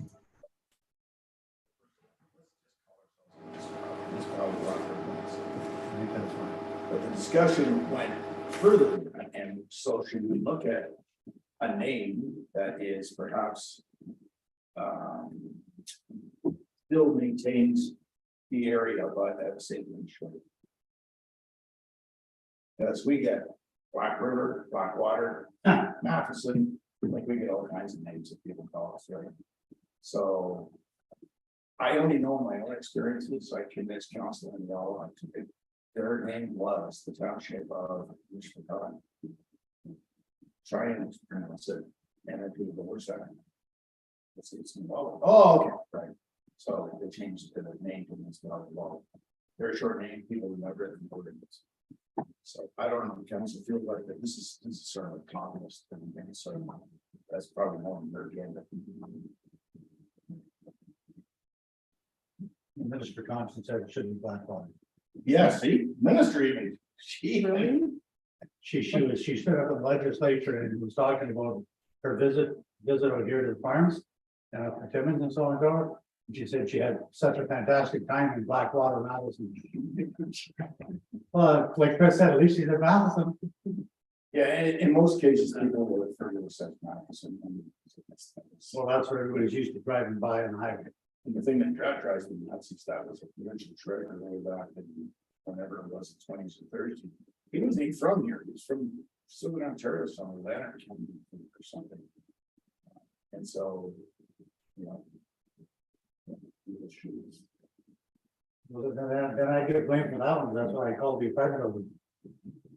Or we call it. I got it. Yes, count for them. What's the advantage of changing the name? 'Cause I know a lot of people will be frustrated that their hometown where they grew up was changed. So what would be the advantage? Yeah, it's a purely a marketing thing, I'm gonna suggest, right? It's easier to pronounce one name than it is three. Any financial advantages to changing? I don't see any really. Not that, not I'm aware of. Pretty sensitive. Yes, Councilor Guy. It's just that it encompasses the surrounding areas as well. It's Yeah. not just Max. Exactly. It's not And Gagne. everybody gets their nose on a joint. I know that. And people by using the municipality, they're not, yeah, it is part of the whole, people are not, they're gonna think, no, they don't want township in here. Because township for them speaks of the whole. Well, actually, if I was gonna change something, it would be township to municipality. And that's what I mean, that wordplay, that's the, people are gonna not understand it. Most people though will, not here, I'm discussing that. When you hear township, you hear Sounds like it's it's spread out all over the place, no. a bunch of firemen. Blah, blah, blah. Yeah, which is sort of what we are, and sort of what we're not, but the word township is disappearing from a lot of places. We're changing it, so, you know, that might be something, maybe you might want to think about a little bit of a public opinion poll on it. See what they say? Yeah. Yeah. Maybe some things. Yes. Yes. I mean, get the whole thing about, you know, this is where I was born and all that kind of stuff. But sometimes people want to. I'm more thinking you're gonna get a backlash from Raymore, Valgogny, Shillington and Mulhart because they see township as including a whole. They're not gonna understand meaning that municipality means the same thing. So You know, think around, you're gonna feel my thinking is, It might be a bit, you're thinking the same way. people have a, on the spring. They're getting a backlash from Matson and everybody else. So I mean, like, it's just, You can't win for losing one. no, but I mean, like, going from township to municipality is what people are not gonna How about Rondo? do. Okay, so Chatter you? is council okay if we do a bit of a opinion poll? I would do Yes. an opinion poll, Yes. Okay, Yes. good. I think that's a good thing to do. Yes. I mean, I'm fine with changing. But I know we're fond of hearing not do it. No, just Dave's because we got his number.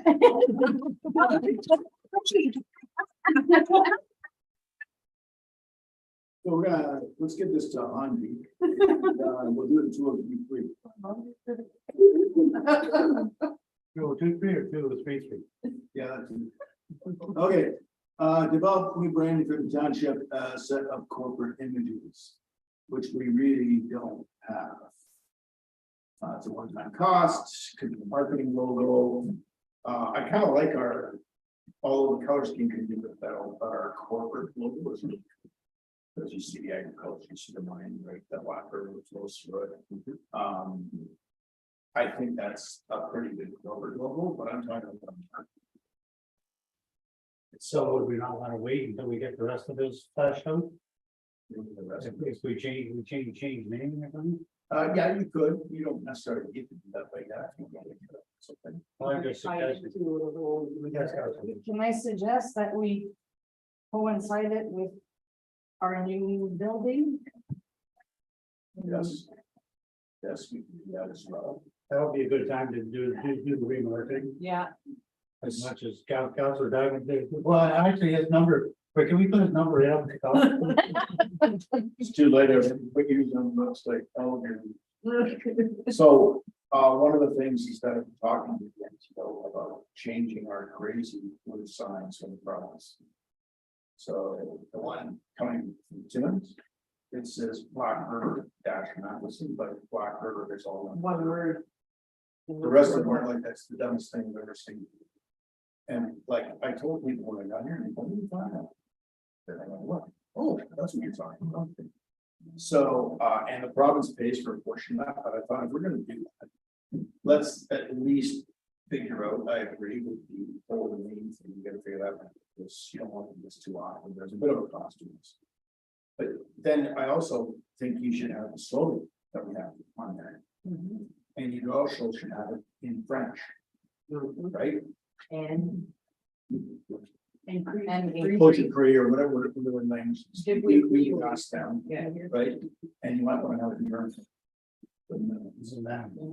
And also you have an option to put a logo or something on the sign. So we have it from every.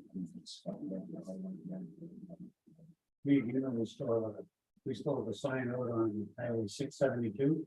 Saying you're entering Blackwood Mountains. Remember way back? You were on that, I think, when we did all that land swap with Eric Falls. And they annexed all that area out to the Quebec border. You don't remember, you weren't part. It was back in the traffic all days. Okay. And actually on Highway 672, that's the Esper Lake Highway. There's a sign up there that says you're entering Blackwood Mountains. It's still there. Yeah, it's still there. So. And that tells you how quick the problems about that's right. So what we might want to do with this is. Once we understand what the opinion of the folks here are on the name. And then we could go to the slogan, once we have that. So then we have all of, we have to talk First Nation, but not about the translation. And then we can proceed to that. So I'm gonna say, if we're looking at this, probably looking at 2025. Now, one of the ideas that I had for the image was a contest, right? Townwide contest. You know, somebody who does one, and we give them some simple point forms. This is what we want to represent. And then they do it and they send it in. In their taxes. And the tax increase goes to look. So, yeah. So I think that would work real well. Yeah. And because even little kids, right? Absolutely. You'd be surprised what they come up with. And once you get somebody to graphically design it, then all of a sudden, wow, that was really good. These kids have great imaginations, right? Even the seniors would be surprised, and the older ones have been here forever. Why were you looking at me? It's on automatic. Okay, good.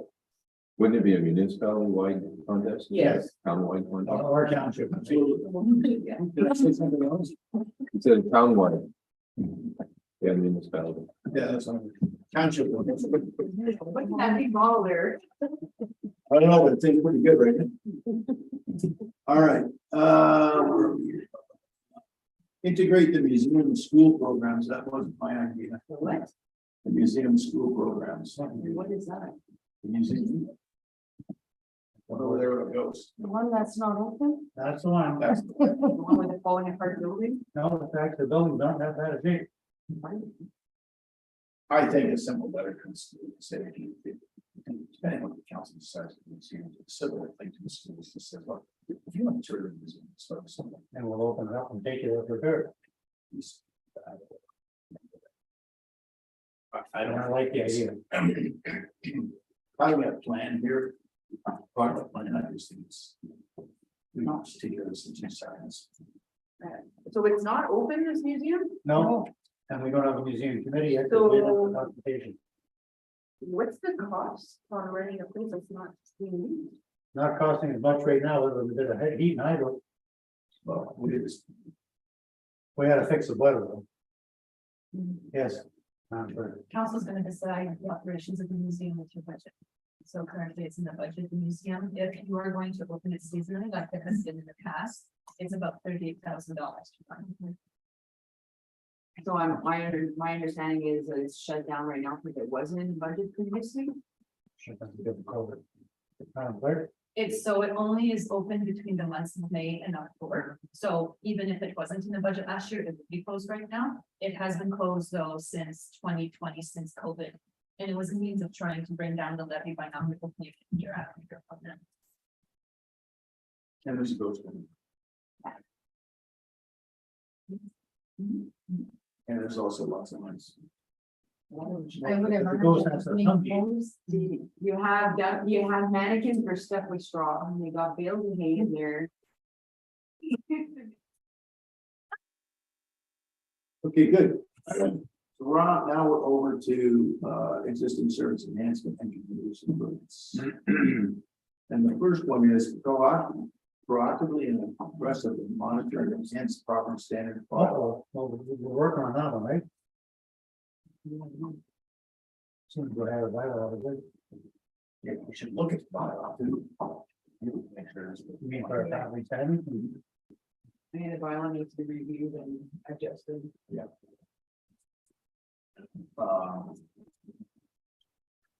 I also believe that it needs to be aggressive enforcement because But we have to enforce our own downfalls first. yeah, make people less as street response, right? Exactly. So that's gonna be another thing. Yeah.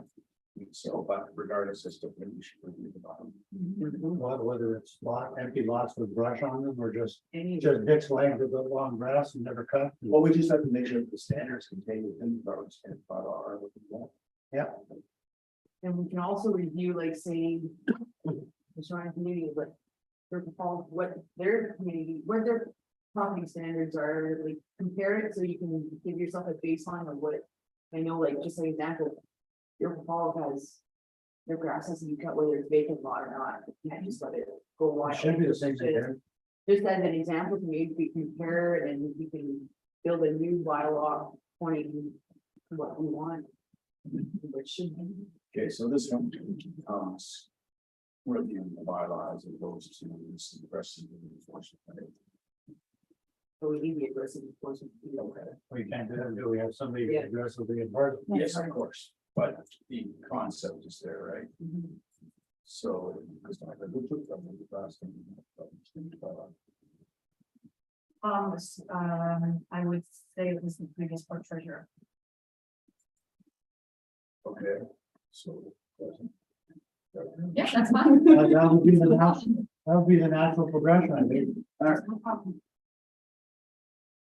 Instead of being insulting, we just comment. If you want something done, give it to the busiest person, you know. Guys, we're gonna say 2 or 2, 4, if that time we get to the project, it's, you know what I mean? Yes.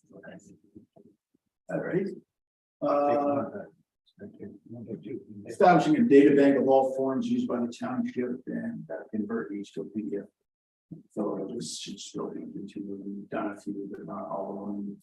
I want them all on my section of the website, as well as it also becomes internal PDFs as well. Even signing, a lot of our stuff now, some of our stuff now, we sign with PDF, so it's much easier. So I'm gonna say that I'm still, I think we should have some share. It's not.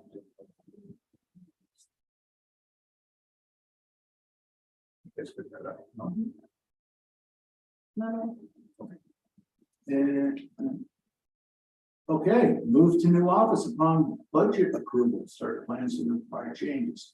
Notice the reason I have that one in progress is because we've not made any final moves with respect to this, right? So, I think that's the council, that they're going to work on how to move forward on that.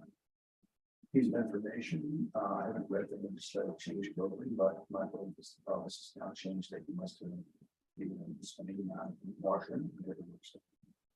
At first, I thought it was on construction sites, but that was when we started it all. And that's when we did the I can call that again. Okay, set. I don't think I'm here. Come on. That's bad. So I'm gonna note that I am to report back to council.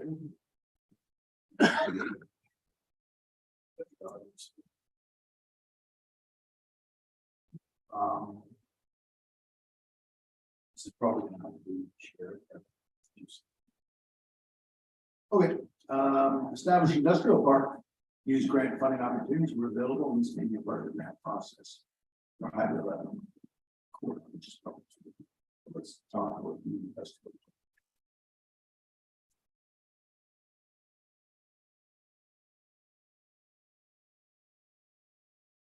You talk on it, or you gonna? Did you want to tell anybody what we talked about today or not? Bus. If we actually had a discussion with a group that were in the office today, that actually reached out to us because they're from Southern Ontario, doing some work in Cochrane, and they're looking for a spot to build an industrial like a manufacturing plant. That would fit very much with some of the ideas that I've thrown around here before. And with some of their housing ideas and so on, and they were very interested.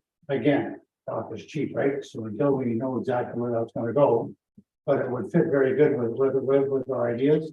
And based on what Chris had mentioned earlier, he's had some initial conversation with the branches of the government that basically are saying that the industrial park funding would be there if we can get an anchor tenant. So it's very realistic to see us getting an anchor tenant. And that's part of the plan for Phnom is to have a conversation with the Minister of Economic Development and the Minister of NHSC and see exactly how quick we can actually get funding and move ahead with some. Chris? We should qualify at the NHC level for 90% funding in the industrial park, but they won't do it unless we have a tenant. So these folks and other folks like them are, they can be the tenant. There's actually, been talking about business in town here last fall. I asked them if they'd be interested in the industrial park with more land, if they'd be interested. So there's opportunity there. Once you get one tenant, like, lots of places, Smoothdock Falls, for example, they did an industrial park. They weren't required to have a team. And they got the funding, and that's why you're not sure. I don't think it is anymore. I think they do get a team. So they sold those lots for $1,000. Right, just to get the tax right. So, and the employment goes with it. So, and it's a good thing to do. We already have an initial feasibility study, which indicates where potentially we can go. So I think we should follow through with that. See what NHSC says about us. But I think we're probably targeting 224 by the time the process is finished. Yes, Councilor. Your worship, just again, for the industrial park, how much work has to be established before you have someone that says, yes, we can take that? Do we have to clear land and get things prepared before any grants can be approved for? Or can it be if as land lies now? As long as there's someone that's interested, then you apply for the grant. Yeah. NHSC, they have 2 stages. Stage 1 is you submit a concept letter, and it approves the concept letter goes on to stage 2, which is where, you know, it really gets the road, and you have to have plans and that whole thing. But you can't get stage 2 unless it's spending a lot of money. Quite often, you can get to stage 2, that means unless you've got a really bad.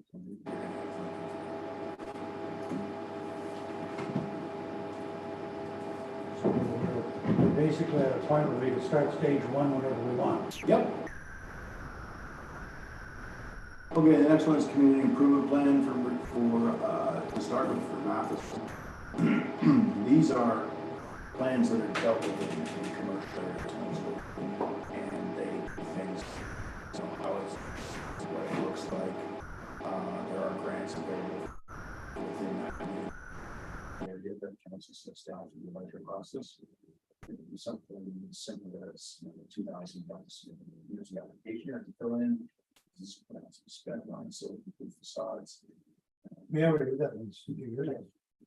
Yes, back in Well- 2019. Main Street. The Main Street is very similar to that. So anyways, I think that at least council should.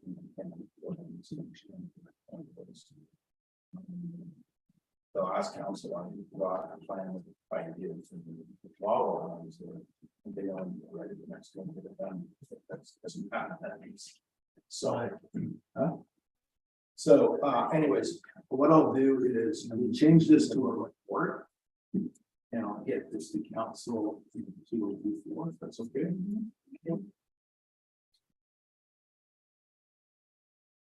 Good.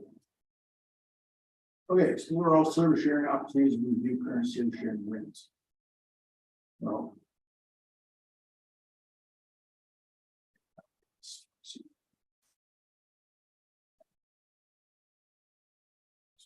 Else. Tried having a discussion here about falls, that's sort of on our face, although I'm not sure what kind of message was sent to them. What kind of a sharing program was discussed with them? Just the idea. Well, I wasn't told from his face, but it was things like snow plowing and that type of stuff. Is there an opportunity there? We haven't been to work for. But still, I can't remember the other services. The discussion. And you would think the administrative services would be easier to entertain than actual physical services, but. Not necessarily, but I'm just saying it'd probably be easier. Could be. So I don't know what your thoughts are on that, whether it should stay or not. It's your. If it stays, it should go all the way to 226 because it's not going to happen. Right. I don't even know if it's a real priority per se. I think we really, personally, I just really think we gotta get our own house in order. Properly staffed and properly set up, and then see where we're at. So maybe we put it in the parking lot then. Yes. All right, public complaint process, how it's used and approved on the system and reported. Now where you put in Cassandra's personal cell phone number. We put yours in. So. There's also public portions too that we should report. To the public on that. I'll tell you right now, if you go to our system, which most places don't have one like that, you'll see most of them file on it. Really. There's a few that do not, but most of them are not. It's a good system.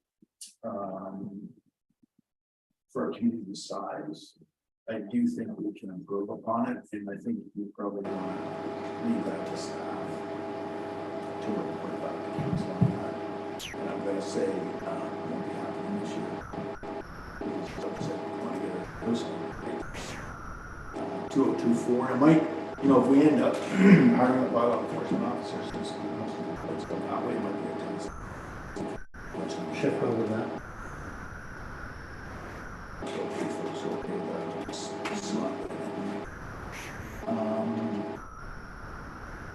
Sign policy. Both directional mode. Drive around the community, see signs with open piece of the cardboard. That type of thing. People put signs out, there's no inspection of them, there's no fee for them. And I really think that if you to look better, you gotta do 2 things. One is you have to have directional signage. But this with the marina, this with the hospital, this with the boat launch. There's not a problem. So this is and in the other hand, as well. You also need to send a policy to do that. Some of them which you can run into, I don't know if you've ever seen these roadside signs, 50 of them, right? And they're stuck in the soil. Down on my election bag. That too. And they don't pick them up after? Yeah, and they don't look like it, so, I think proper signage says. This size of this size, yeah, painted, not handwritten. That's been subject to report to council. Everybody okay with that? Yeah. Yes. Okay, so we're gonna say 2 or 2.5 on that.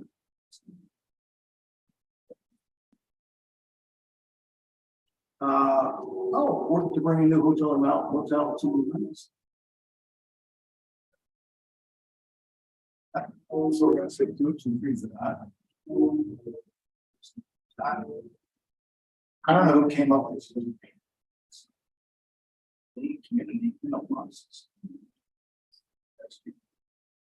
Probably Councilor Markey could be one in Charlotte.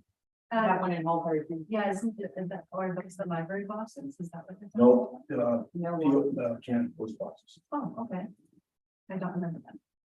Okay, So so we want to multi. ours in Whole Foods, the city is always well cleaned in the winter time, the township does a fantastic job, like they. they're already dressed. It's already been like, and I've never seen an issue with the mailboxes as long as I've been there back for 13 years. I've never, the township's always been cleaning it really, really well. So Okay. the only issue we have is in the spring because of the way You just put you together. we end up with a swimming pool, so then we have no access to the. Like it's coming, Yeah, we're bring gonna it put on. the big swimming pool in front of the mailboxes, we'll have no access, we'll have our typical access to the. That's Cameron Post's responsibility to fix it. But it's on township roads. It's the road that's the issue, not the mailbox. Oh, okay. Yes. So we take Canada Post to fix the road? Because the way the road's graded to, Maybe we could tell Canada Post they gotta fix our road. that's the only issue we have for the mailbox is that in the spring, we end up with a swimming pool in front of it and that. Maybe we just, What can we- I think that if they would have a bigger drain on it, it'd be really good. It's just the way that it slopes for that. that's because cars and people are walking, so. Yes, I So, believe there's an amendment right there. okay. If there is, that's great. Could you run? Oh, sorry, Councilor Brown. Thank you, Mayor. Can we at least write a policy or procedure as to what the public can expect? With it, because of the church name. At least that way they know what they're gonna get for the taxes. Okay. And if it's not done right, then they have a reason to complain. True. And we have something to measure by. Yes. Yeah. We're accountable. We have to be accountable.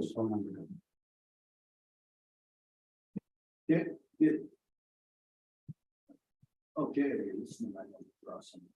Hopefully some discussion. Maximize the use of our recreational facility. Yes. Yeah. Which we're working on. We are. Well, I think we've. extent. I think, To extent. I know we haven't done enough, but there's a plan. Well, no, there's not a plan though yet. That's the thing. It's just one. She thinks it is work in common and she discussed it with some. Words. But once we have a recreation committee and stuff, and that's something to be working. Absolutely. That's kind of what we're doing. So we can. Yeah, and when I say recreation facilities, that also includes a low impact, right? It includes parks, walking in the parks, trails, that type of thing. That's, there is some. things, But we don't go back to direction. So, the council's wish that we make the rec committee responsible for this and then. I think that's Councilor Van. Thank you, Mr. Mayor. Can we not put 8-2-12, 8-2-13, and 8-2-14 all together? Instead of discussing all three individually, they're all fall under recreation.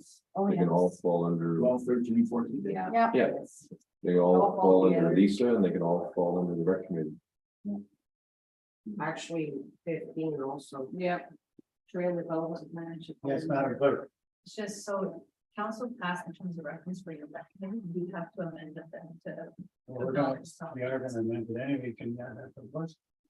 I don't have proper direction from the council to add to this, so at the next council. meeting- No, but that's why I'm saying, when we bring that back at the next council meeting, we were gonna amend the terms of reference for rec committee to allow for Two. the two councilors. Yeah. So we can actually add that in there. Yeah, you can table another motion to add another amendment. I'm sure the council's hand will remind, Mhm. right? Thank you. No, it can speak to this a little bit more, but, Computerized purchasing. Process. Page 217, 16. no, Oh, it's supposed to 17. be 16, so it's been my error. Mine says 16. Mine says 16. Mine says 17. The wording is the same already. Madam Clerk, Sarah. Okay, so currently we do not have an inventory system and currently we do not have a purchase order system. So how anything is purchased is whoever is an employee of the township can call whomever or go wherever and make the purchase. The supervisor does have to sign off on the invoice and a corresponding packing slip or work order is to accompany the invoice just for better control, to recognize the work has been done or the goods have been received. However, to be more sophisticated, to have more internal control, and obviously to have reflected on the balance sheet, the proper inventory number, we would like to move towards the purchase order system, which would then tie into your inventory system, and there'd be more internal control. But that's not something done overnight. When I worked for Brigham Schools, it was my responsibility to start the inventory system and the purchase order system, and that took approximately 6 months to 1 year. With the cooperation of all the department heads. So this would take some time to do, but once it's up and running, we gain a lot of efficiencies. And you might save some money. I was gonna say, you're gonna save a lot of money, because now you know where your inventory is going. Yes. So you've got to sign off. Yeah. Well, you know, when you look through purchase us, take 3 years in a row, let's just say you look, I guarantee you. You're gonna see purchases. All those hand tools and stuff, you'll see that. And it could be because from rolling, because. Yes, guys. I'm sorry. I thought it was done. I was cutting it off. I'm making it done. But Sorry, Chris. it's okay. It was actually just to speak for what Chris is saying, so you can appreciate, I don't mind saying it, there's certain times I don't know what item I'm looking at, just the way the invoice has been set up. So if you had a proper system, you would be able to find where these purchases are being abused. Based on the inventory system you have in place, so you'd be able to track that much better. Right now, there is, because of my ignorance to it. And I'm not implying that this is being done, but with your ignorance to it, you don't have a proper system in place to recognize what's constantly being purchased. Well, and I'm assuming with that, whether it's that shovel or that fork or a roll of toilet paper, whenever stuff comes out of the inventory, somebody has to. Yeah, that'd be part of your month end So, procedures. and then you know what to go to the inventory, you can track stuff then. Yeah. Yes, Councilman. Yes, so then reality is again for public works or whatever departments, they would have to have a computer at their site linked to the township computer.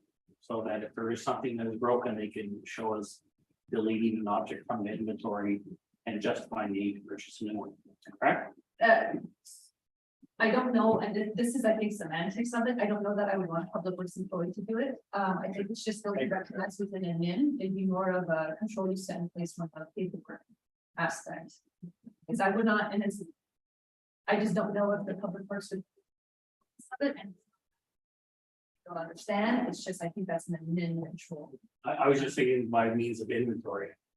Not for purchasing, we're just letting you know what things that, so say, Sign out, you sign out, So but that- still yeah. someone with admin would go and do the count. so it keeps track of what items are needed or. Yes.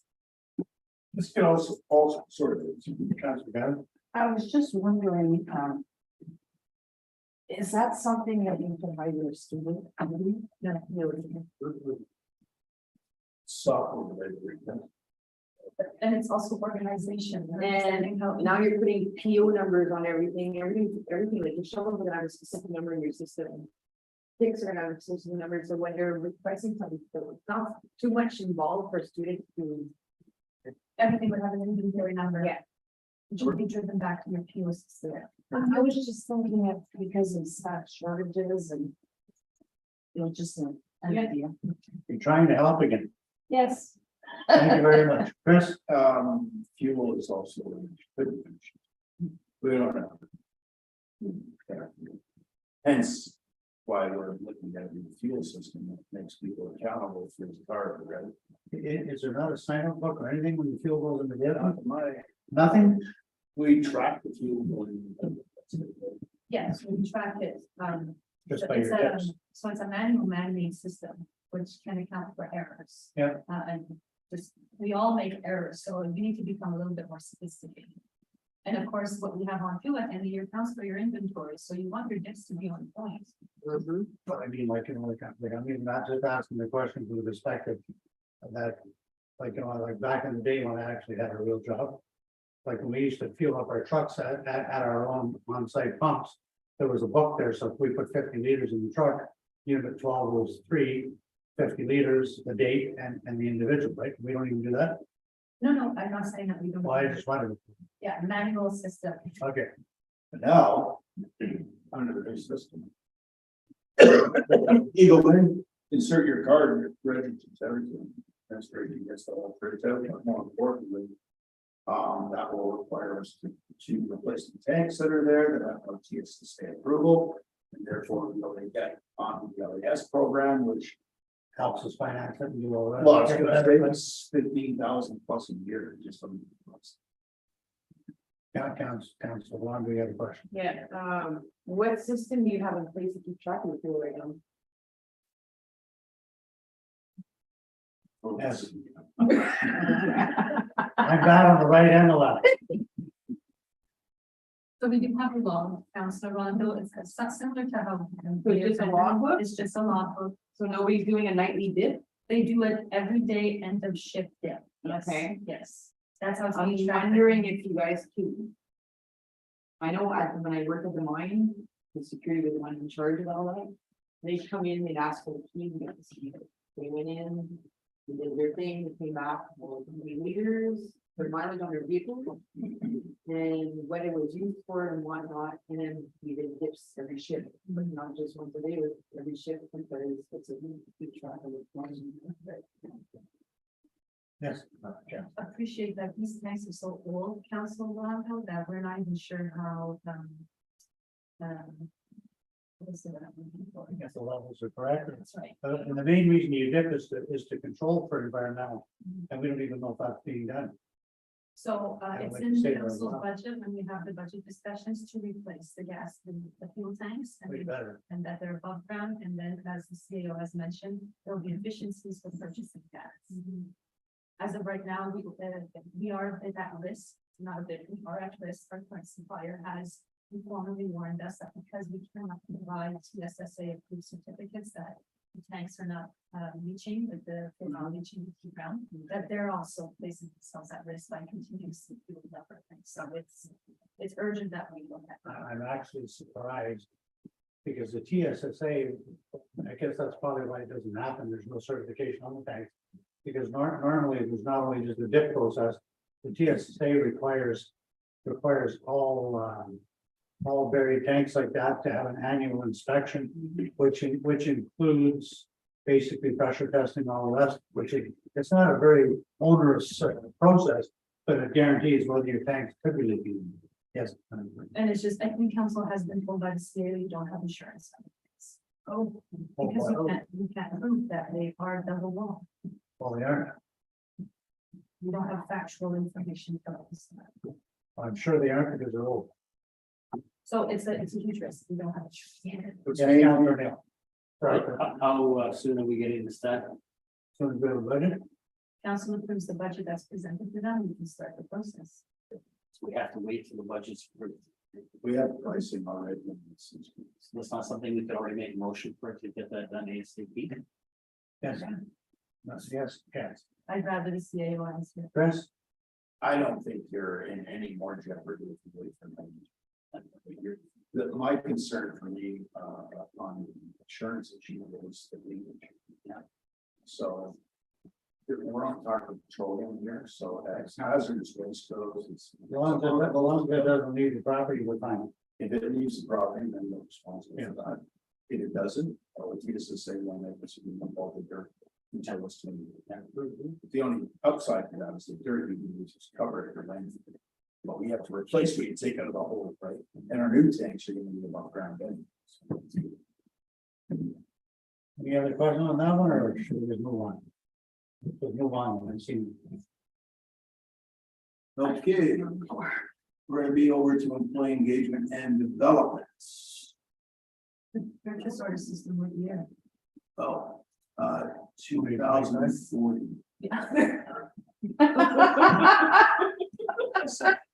Castador H, they'll be returned by then, yeah.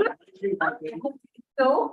I think I said I can't get it. Oh my god, that's depressing. Oh, yeah, 224.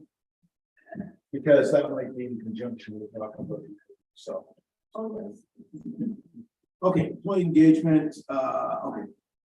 Use all opportunities to increase staff capacity such as webinar and LHC internships. We are good. Brian, Yeah. having trouble finding bodies. Well, I'll tell you that we've had, we participated in a job fair during college, and we got like 4 resumes for the economic development intern. Well, that's good. One of them's from that. Really, she was very talented, so I went around and interviewed, and we'll see. Maybe make something happen. Good. Absolutely. Well, that's good. Absolutely. Annual Christmas dinner and add a mid-year event, develop a more comprehensive staff recognition program. For the council to discuss.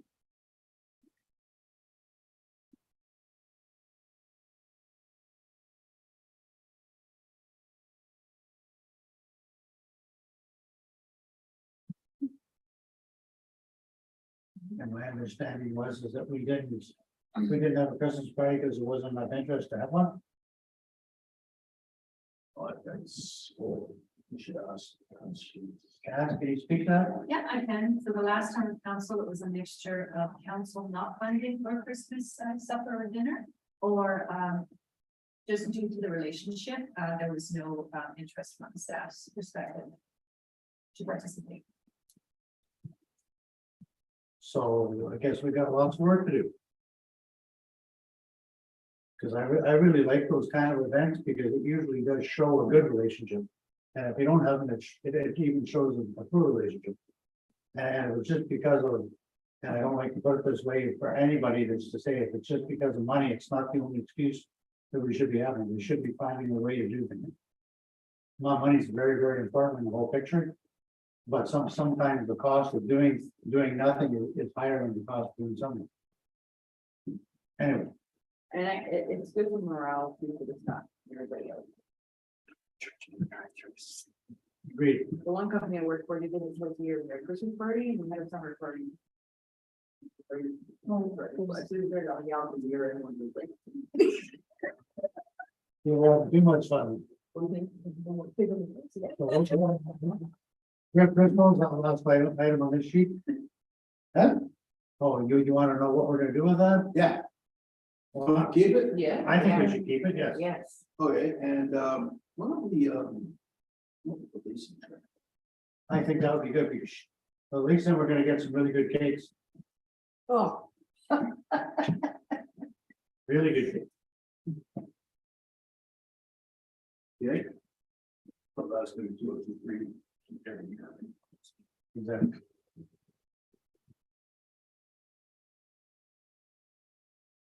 Oh. Municipal Resource Library in the municipal library. What's that? Well, it was like, we would buy. There's lots of books from the municipal sector that we just haven't find, right? We might have to use. We have lots. And the idea was to put some of those books in our own nursing and folks who want to read about this. Business. I'm not aware of the books. Awesome. Oh, we purchased some books for this library. We did that. You do, we have 5. 5 is more than 0. So I went in. If you went into my office, you find them. Okay, we did it right beside. Yes. All right. Is there in your office? I'll be up there for now. So it'd be kind of cool if we had, thinking forward, if we had just a small bookcase somewhere with these books and council would to rather than buying 7 copies. Right, just coming together. And they're also different. It's stuff right in mind. Also pictures. There's no pictures. Okay, so that one's okay. All right, develop a written procedure on staff allocation with one. Staff allocation and deployment model. I missed that one. Where did I get it? 8311. Oh, there it is, yeah. No. Where is it?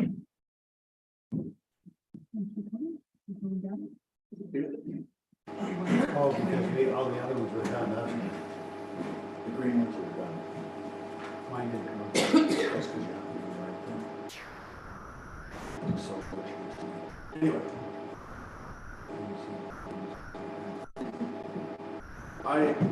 Does council have any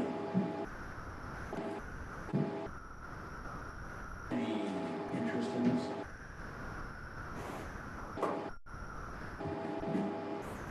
I think through other plans, this is already decided, whether it's about staff. I think that's kind of drives all that, doesn't it? I think you can probably remove it, unless there's some reason we should keep it. Since you're the expert on it, Chris. Day or deal.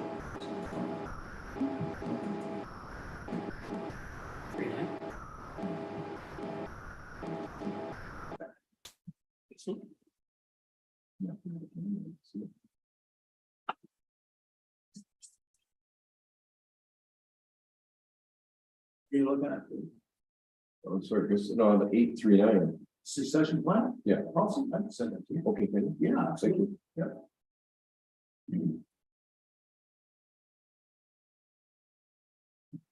Oh, yeah. Permanent program for the education of staff and council in their respective roles.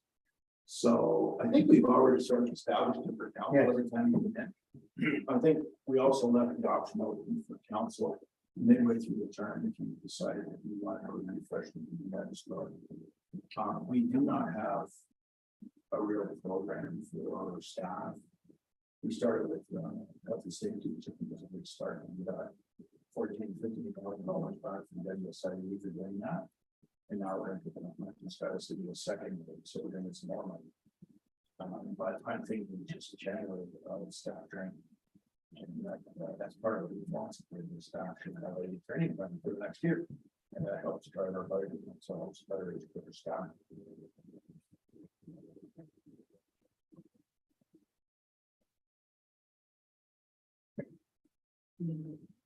I think it's important. But like I said, you've already got a lot of it done.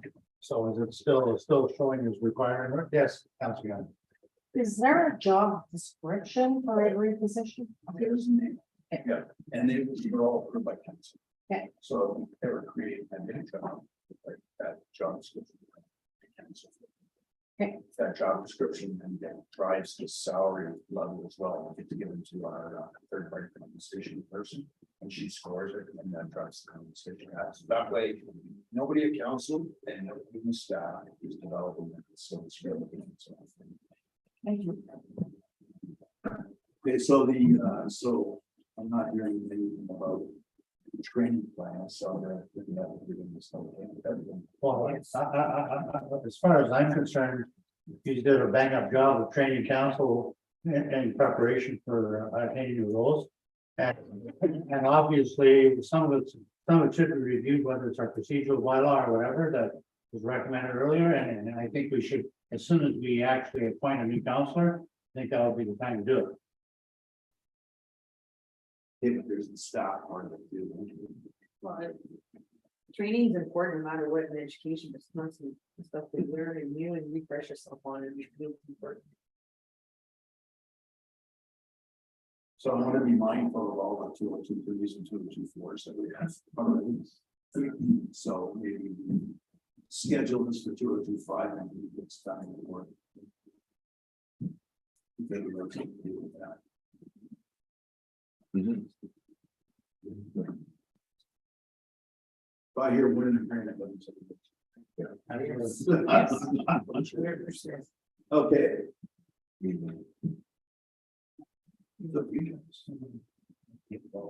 No, What do you ask? is everybody good with continuing right through the floor, or would you prefer to end it a little earlier today, or? I'll argue a little early. Councilor Ballard, let's take a show of hands, Councilor Banner, Keep going. keep going, Councilor Getter. Keep going. We got overruled. Okay, so we're You're gonna. actually. We are making good progress and we won't go past 4 o'clock. Period.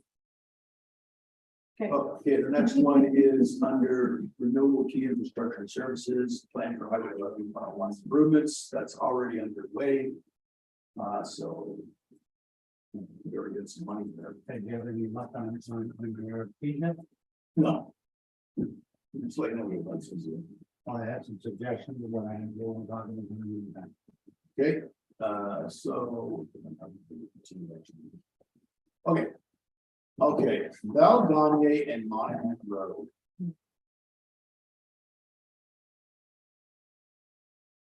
What this council? Councilor Gaddy. We spoke about this at a meeting. Last meeting. Yeah, And I kind of got the gist of what council was talking about that time with the suggestion, because even coming from staff. The staff report was that to go ahead and do it based on the initial engineer's report of doing a hot mix paving, which was asinine, it didn't make any sense whatsoever. But to replace the road, like, once the road, like, if I thought we were gonna go back to the engineering firm and make sure there was a plan in place to do the drainage, which is the initial plan, and then after that, look at the plan and doing a resealing of the road. Jim Seal. And I don't even know if it's required on the Monahan Road, but no, that's my own perspective, but it definitely needs to be done without lining. Yeah. What's everybody else? Yes, Madam Clerk. So the second engineer report isn't done yet. But it is being looked at. Yes, so you still have, because the entire engineering report was 300 and some thousand, you have 17,000 left to incur. And once that's done, that report's going to be brought up to council. In regards to the Algonquin and Monahan Road. So we don't have the report back yet. No, not yet. So we're waiting for that before we can move forward. Yes, because that's been reflected in the 2023 budget. Okay. Well, that gives us an answer, so I guess that's staying in there. What year? 2023. Oh, That's for the intent. Or the repair. Well, I would like to see if any of it's practical, that'd be part of our capital project ASAP. Like whatever makes the most sense. Well, it's gonna be 2024, because With what funds? you gotta think about all this. Mhm. I think you gotta make part of the 2024 budget discussion. Yes, we need time to actually prepare. I've seen a big pile of checks, you know.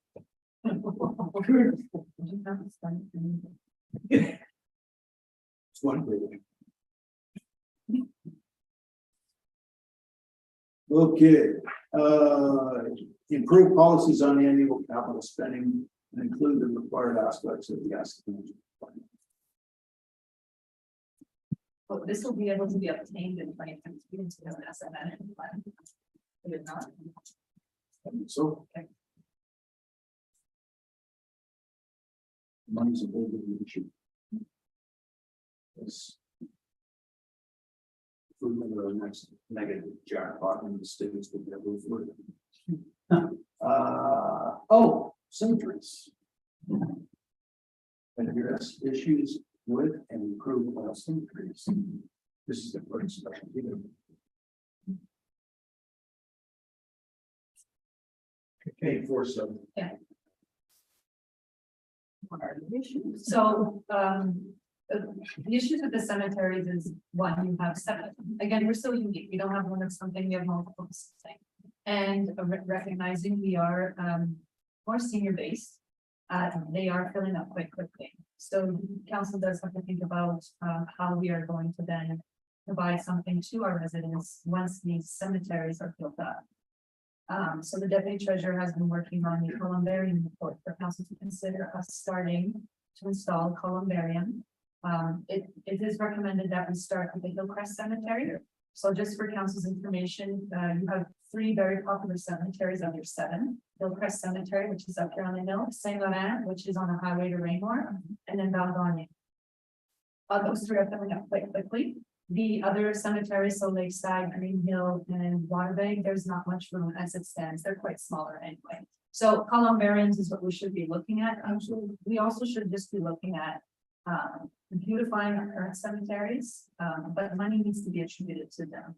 So, in the budget presentation you're going to receive shortly, not today, there is some monies to beautify your current cemeteries, but then the subsequent report is coming to council in regards to the moving of the columbariums. Good. That's good news. Council. Whatever columbarium, I'm assuming it's the wall and store ashes. Yeah. Yes, Okay, now as for the Raymore cemetery, does it not have, do you guys not have access to more land? to Expand this thing? It's got nothing around it. Yes. That's right. so I have to look at the documentation, because all I've been hearing is hearsay that, a well-known family from Raymore has donated the land in the back of the cemetery, same land, but I need to look into that to actually see if that's true. Okay. If that's the case, then you also need to clear that. No, I was land. gonna say, we should be able to push it back. We need to get it surveyed, so there's work to be done there. Plan. And also the old cemetery, the original cemetery Raymore. Yes, That one needs to be looked into, like, after. Like, I want to get some old, really, it's. People are getting upset because they still have family members. And there's no proper markers or. Well, there'll never be proper markers because the original records burned down in the church, there's no records.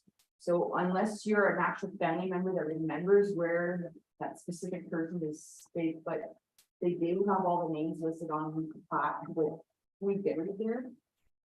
There are markers there, but the rest, it's just, the fence needs to be fixed, that needs to be beautified too, because it's historical, I mean, there's old, that's original to, that's fine, from when the town started.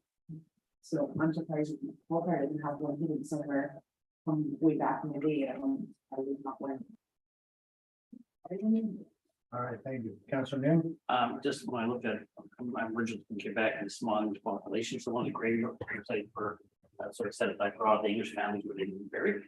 And they came into trouble with finances, storage taking care of them, so they actually created a group for beautification through community members that raised funds, did fundraising to actually do some work to the cemetery. I wonder if that's something we could try to encourage people and do like with Mathis and do the particular graveyards that are there. Start creating fundraising events for people in the community or partnering with the township rather than, again, it's just the township doing something and then experiencing criticism if it's not done to their life. I think it's, it involves people. I always say partnership is a great thing. That people need to get involved. People that criticize usually aren't involved. You're right. And so if they're involved, then they have a voice. Very good. Thank you. Councilor Garrett. There was a time when they had a cemetery board. Perhaps that's something they could look at. Again, Yes, Madam Clerk. the cemetery board was dissolved, and the reason for the dissolvement of the cemetery board, so this is before my time with the township. So you have cemetery policies. The cemetery policies need to be approved by the Grievance Authority of Ontario. So it was almost redundant to have a cemetery board because your guidelines and rules were already set up for you, which is then the clerk's responsibility instead of here. So that's just the history on it. So that way we will read record. Well, if there are complaints about the maintenance of the cemeteries that they're not all kept up, then that's something. Fences. I mean, consider I haven't. Get rid of the minimum cemeteries. The same way. Nice looking cemetery when you buy, but it would look a lot better than this iron lot. Yes. Across the front. You don't need to do all four sides, just one at the front, or you can see it, and then just a black regular fence there as well. If we do that, I have a suggestion, just because I think we would then. Century, like, ritual that the church is doing. You're gonna notice on the older section of the cemetery, some of the headstones are very close to the fence. If you committed any sin to the Catholic Church, in your eyes, you were buried with your feet on those other fence. To show that So you gotta be you careful. sinned. So you better be careful. So those the fence is still where, if we're gonna put a new fence, back it up. So these people no longer have their feet on the other side of the fence. That's the only thing I ask. You go to Severn on the south, The sidewalk building on top of that, they didn't move the fence, so you got a headstone, the fence, and the sidewalks right on, like, it's barbaric, we know it, yeah. So I got you. You just want to try to find a way to get your feet back in, that's all. Oh, my feet are already outside. What year do you want to put this in? Yeah, sometimes during our term, but give yourself some breathing. 2025? Good. But the columbarium thing is coming back short, right? Oh, they sure Where are those, sure. where they're gonna put those? We're going to the first. Yes, go ahead, please. Oh, we'd like to try the first one at the Hillcrest Cemetery. And it's actually amazing, because I think you all heard the story of the bus moved on there. But it was kind of amazing, because I had actually brought back all the documentation from companies from AMO, or I think it was AMO, the LAS process, where there was companies there that basically, they have a turnkey operation, where you just tell them how big and when you want, they show up, they install, they determine, like like the substrate, where it can go, where it can fit, whatever, they do all the work, and it's a one cost. And if it's, like, if they pick a number, say it's a columbarium that holds 20 or 10 or whatever it is, then based on the cost, and that's what the cost of the niche is. And it was such a simple process, I was just shocked that it was still hadn't happened, but anyway, that's another story, but we got a plan coming, it's good. Just an idea, Oh, instead of building, like, one in each of the three main ones. Maybe not building the mausoleum, like, not North Baden. But it's open to everybody, like, but have it in Matheson, though, not in Raymore, not in Balgani, but it's open to everybody in the township. Just one mausoleum instead of putting those full greens, whatever you call them, in each cemetery. Just one big main one, because then you can make it as big as you want and have more niches in there available. And you'll get that when you get the report, and sorry, Councilor Bureau. But I just wanted to explain, like the way that process is supposed to work, the columbariums, they come in, like, basically almost like modular. Yeah, I've seen So- those. I know what they are. So, yeah, but let's say you start off with whatever, 10 or 20, and you can get, and you see it's filling up quicker. And you can have another one right beside it, the same, they all match, they do all the thing. And I mean, and based on what I'm hearing too, is just because in a lot of cases, like, I know you have more sinners around you. But the concern about where the remains actually are, and in relation to where they lived or whatever, it seems to be pretty important to most people. So that's why the original suggestion, even back in my good old days with the columbarium, started off somewhere to see how well it goes and see how fast it goes. Put one in Madison, and then put one at St. Laurent and or Balgani next, and do it at the three main cemeteries, and not necessarily go past that one. I'm in agreement with those, could be put up even in Raymore, but I think Raymore should be expanded any regardless, because some people don't want to go to And I'm sure we'll get a report. Councilor Burr, sorry. Your worship, you already answered it. I understand what you're saying about, not just having it. Kind of spreading people out, bringing them back to Matheson. No, just But making it's- one building for. Yeah, but as the mayor pointed out. People, I know, a lot of people in Raymore, they were born, raised, and they're gonna die there. They wanna stay in their own community. They don't wanna go from, oh, well, now I gotta go to Matheson to be buried. No, they wanna stay in their own community. I get it. So, I do agree with, yes, if we're gonna do this, let's do it for Raymore, for Balgani, and for Matheson, and give the. It was just people a the nice choice. Just an idea for cost wise, we just built one big one that served the whole township, but it's building.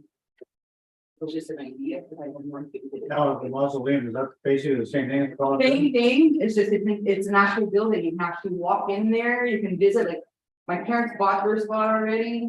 It says we were darn clearly in there, behind the thing wall, but you can actually walk in, it's beautiful, if you walk in there, they have services in there too, like. There's quite nice, but yeah, like, instead of like 20 niches, you can build a building that has 100.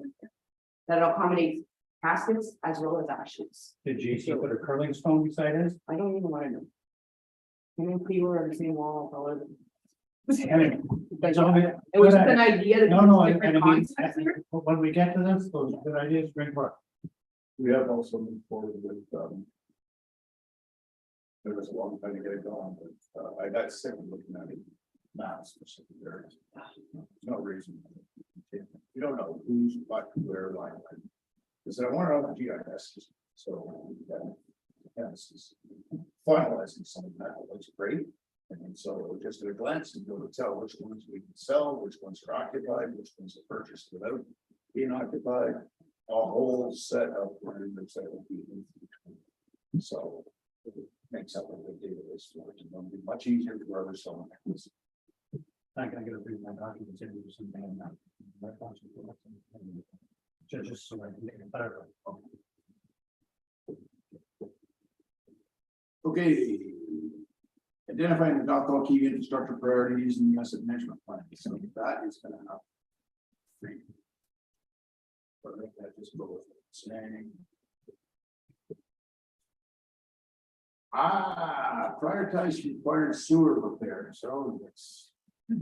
What was this about? Was this?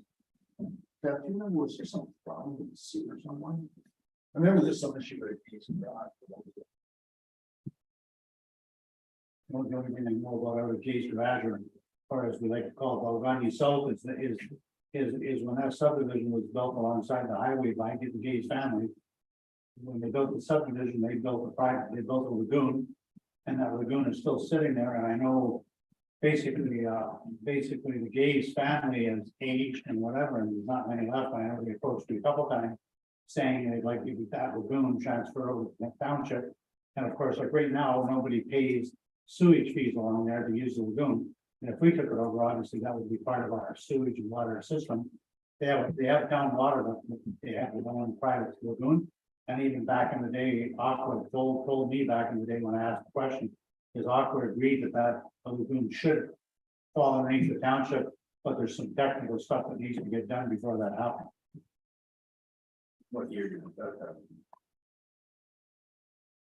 2025 makes sense? And I don't think it's, yes, Councilman. I'm just wondering what's the cost of the township? I don't know. And that was part of that whole process, was a question mark, and I even brought that back. That was back when my old buddy Camille was still around. That is even that the code.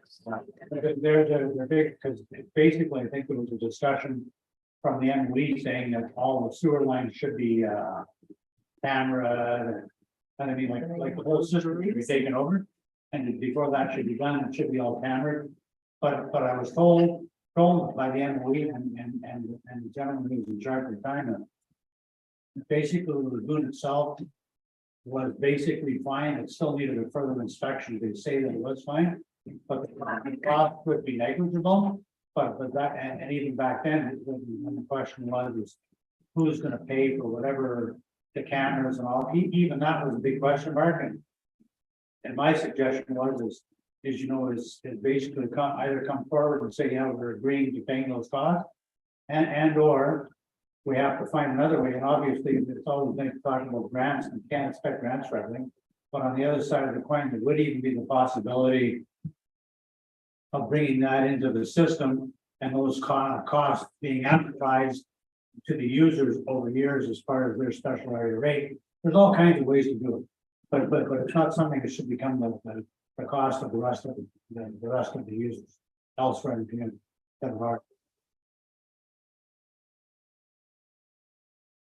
That's my take on the issue of my historical facts on history. Discussion. Okay. And those, We need to manage our mandatory stop signs, et cetera. And they are not in the system. I don't know why, because they're easy to put in. Yeah, but there's also that, make the standard for those signs, they have to be reflective, every 2 years. And it's never been that. So we're gonna have to make this This would be for the regular public works. But Could be done part of the other programs that they do. it can be done actually, reflectivity tests could be done by just somebody who's in. That's what I'm getting at. As they do other stuff, they can be doing. But it's still got to go. So I'm gonna say 204 for that one. Roads and bridges need study, Cass, do we, this is the budget this year? Yes, so we have the bridge study for on all of the 30 bridges. Will be, it's in the budget, that costs about $40,000. And because you have so many bridges in the past, how it was set out was you would do, because the bridge, sorry, I'm all over the place. The report is required to be done every 2 years on all your bridges. So how they had it set up was a cycle of 2 years. The first year, they would do the report on 15 of the bridges, and then in year 2, they would do the work on the 15 of the bridges from that report. And then the other 15, they would do the report on that and do the work on those 15 the following year. Spreading work. Yes, this all stopped back in 2018. And then the previous director of works and operations did get a report on some of the bridges in Black River, Madison back in 2021. But council removed all of the work to be done on the bridges from one of their budgets. So now we are so far gone that we're just not in compliance when it comes to the reporting on our bridges. So in this year's budget, you have the full impact of all your 30 bridges being reported on. And then of course, the maintenance work that has also been neglected for so long, which is now higher. Yes. Well, the roads, we have a 2013 asset management plan that actually breaks out all your rural and urban. From there, in 2016, the roads need study was done, which only highlighted your urban roads, but it hasn't been followed. So in other words, that's not. No, it's not.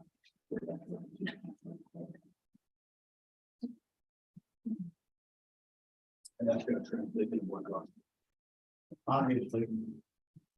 Whenever you put something off, it doesn't get cheaper, does it? More expensive usually. Well, I always appreciate your shit together. we do not have a municipal policy on ditches and Appreciate municipal your shit drainage. together. You remember lots of good discussions. Don't have a policy on municipal ditching or municipal drainage. So you know what happens with municipal ditches? They fill in. No, yeah, they fill in, and then Buddy comes out with his tractor and decides it's his ditch and starts cleaning it out, and then we got a problem. We already had to send a bill to somebody. who Made a big error, and got to send a bill to somebody else who created. I think it looks like probably bill. Oh, it's crazy. So That's why a lot of run, we see how to run dirt. That's crazy. But the bottom line is, at the same time, we have to put some of the blame back on ourselves for not having a plan. Well, it's 100% on the township owns the ditches, so now we gotta come up with a plan. Can't do them all in here. No, And it's probably better to use a grade all. She's got a weird bucket that things out ditches. And that, going back to service sharing, maybe somebody else is gonna have to rent a grade also. I don't know, but we need a plan first where we're gonna go. Okay, so.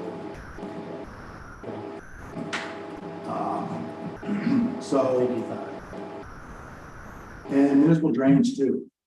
Cass, Yes, on municipal drainage, too, right? Yes. So. I think we need to. Tell, focus people over towards that when they're sort of falling on one sword. Had a guy up on. Right. Oh, yeah, that's, and then he goes, well. Aren't you responsible for missile training? I'm like. Make an application for it, so we gotta educate people on this stuff. And municipal drains, frankly, depending on, may not necessarily be a good thing. it may not be required, but that's why it's engineers involved. That's correct, that's why we do involve engineering, we have to remember everything else around about forest and everything, there's an affecting that, there's a whole lot of things. Railways. And we don't have any policy or any direction from council on how to do that. We need to put some in place. So I don't. This is probably not something that we initially spend any money on. I think we need to do it.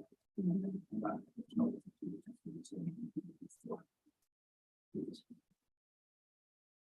Okay, oh, here's the same thing, Shady, they tell me. Yeah, we have. That's okay. Why is Paul Fire not in there? They're over the whole thing. Raymore has speed bumps. So do we. Ours are speed cadence. So this is all part, this should be all part of the road study. Frankly, it's gonna define what your needs and maybe where you should be. put. And a question for you, since it says that it was public works completed, was 8.4.13 being sidewalk repairs? It just talks about two sets of sidewalks. Yeah. Which were probably fixed. But sidewalks in our municipality, not just Malcolm, I don't care if Malcolm and Rainbow, whole thing. They're terrible. And I know 5 years ago when I was at a conference, it was made very clear that municipalities are liable for the state of repair of their sidewalk, just like the roads. And if we don't have a plan, and the plan can't be tomorrow to go and fix every sidewalk in the community. But we have to have a plan that we're actually starting to deal with sidewalks. I know I talked to Chris at one point, and he suggested that even our own staff can do a lot of the work, but there's zero plan as far as I know. And we're gonna have to prioritize some of these sidewalks, because I know some of them are, and I don't like to throw the risk card out there, but it's a fact of life. Like, we got lots of areas in the municipality, never mind the fact we talked about the aging demographics or whatever that we have. But I don't care if it's them or somebody that's funky like me, if they're tripping over sidewalks that are in disrepair, we are responsible.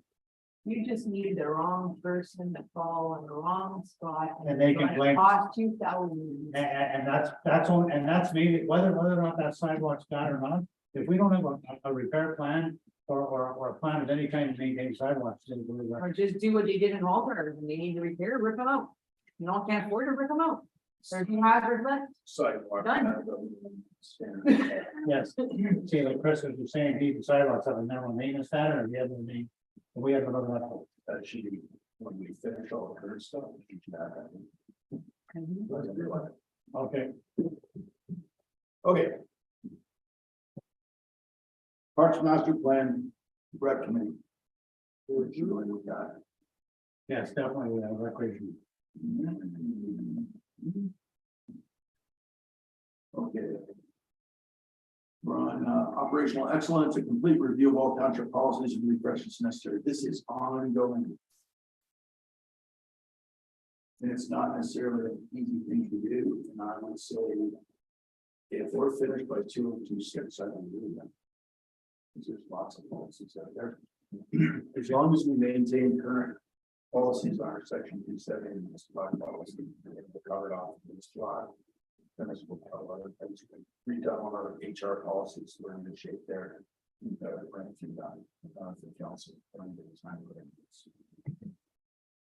Procedures, same thing. This is a long-term play, it's going to talk about 2026, so this is, we've got a policy, how do we implement the policy? How do we make a bank deposit? How do we take a payment? So I usually like to use flow charts for those, because it's easy to put like over here, but you guys down this note at the end, it's finished. Some procedures lend well to writing it out, which is one time consuming, but we'll figure it out in the long run. Regardless, we still have to have it done. Even procedures that public works, for example, for health and safety, and then we gotta do that down there. There's probably two things, right, which is a concern.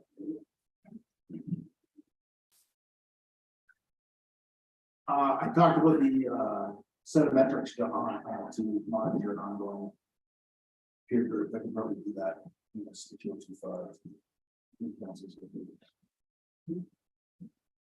okay. One of the things here is that every time we turned around, we were throwing a contract that kind of fix this and then fix that thing. I can never understand why we went. And so I was told, you don't know people that this is a contract. It doesn't make any sense to me. Our guys, our public works guys, does a good work around here and stuff downstairs, just with the into the patches. So I think we establish that. But it's- Yes.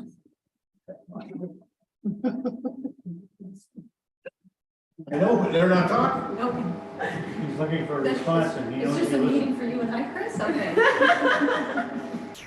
I think he was just looking for your support as usual. He always has it. I know, this is long, I know it's long. It's all good, but I agree with you, Chris, 100%. Like I know even back in the day when I had my own crew, everybody had their own specialties per se. But any kind of, job sharing or overlap was always good because then you had the mentorship automatically happening and you never know, you may have a plow driver who's there that's the best painter in the country.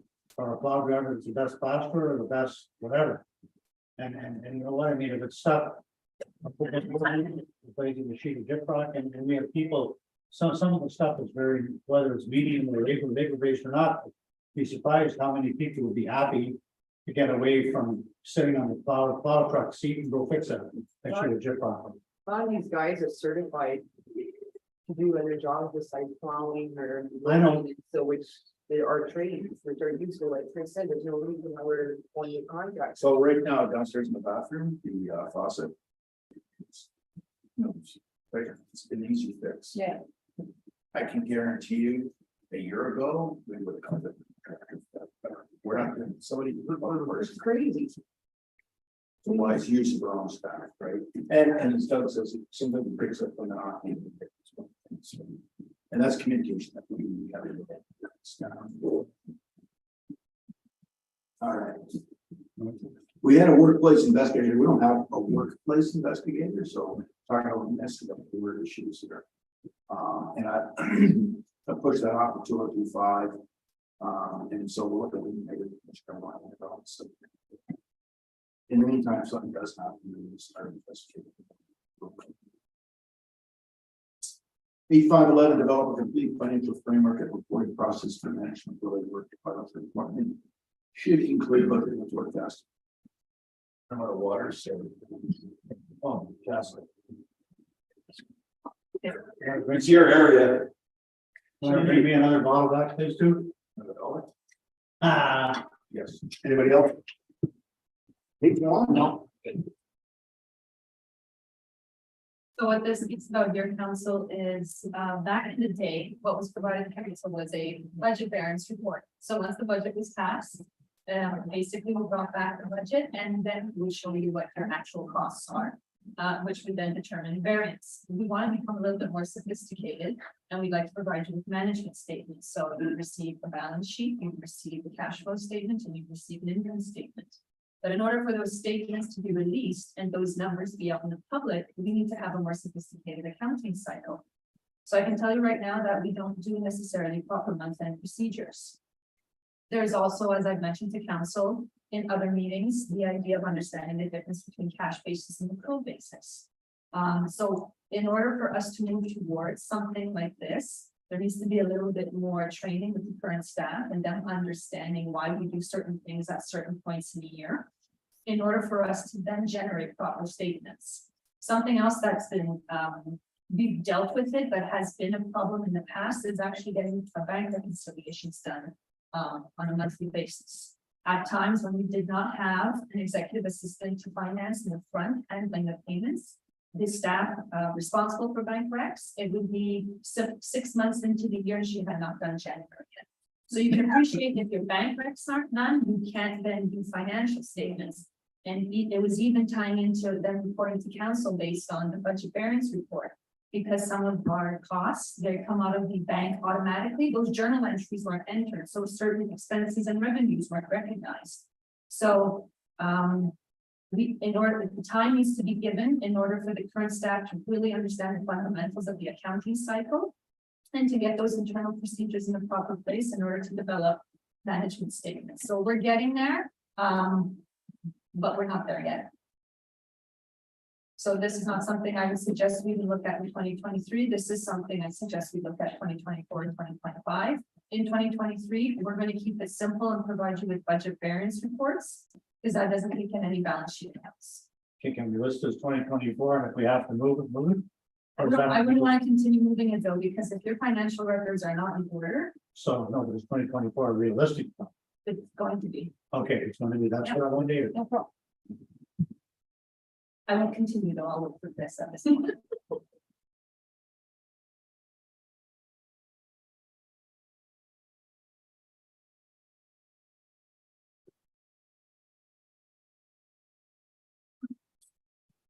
Actually, council, while we wait for him, we can look at 8.5.0. We've already talked about updating the procedural bylaw. I wanted to have council get comfortable with the current procedural bylaw before we introduce any changes. Because it's a little unfair to recommend changes when they're not fully comfortable with the current. So this is something we should look at in 2024. I wouldn't do it in 2023. You're still learning how to use it as a free tool. But 2024, there's no reason why that can't be done. So just have to ask the question, does that mean that you go away from the 2,000 meeting a month system to 1,000 meeting and 1,000 meeting? Yes, that will be transition to that. I thought we had to do that. We did, but then we had Nigel Bellichamber and Fred Dean come in and train that council, and they were saying we were using it properly, so they suggested and recommended we change it.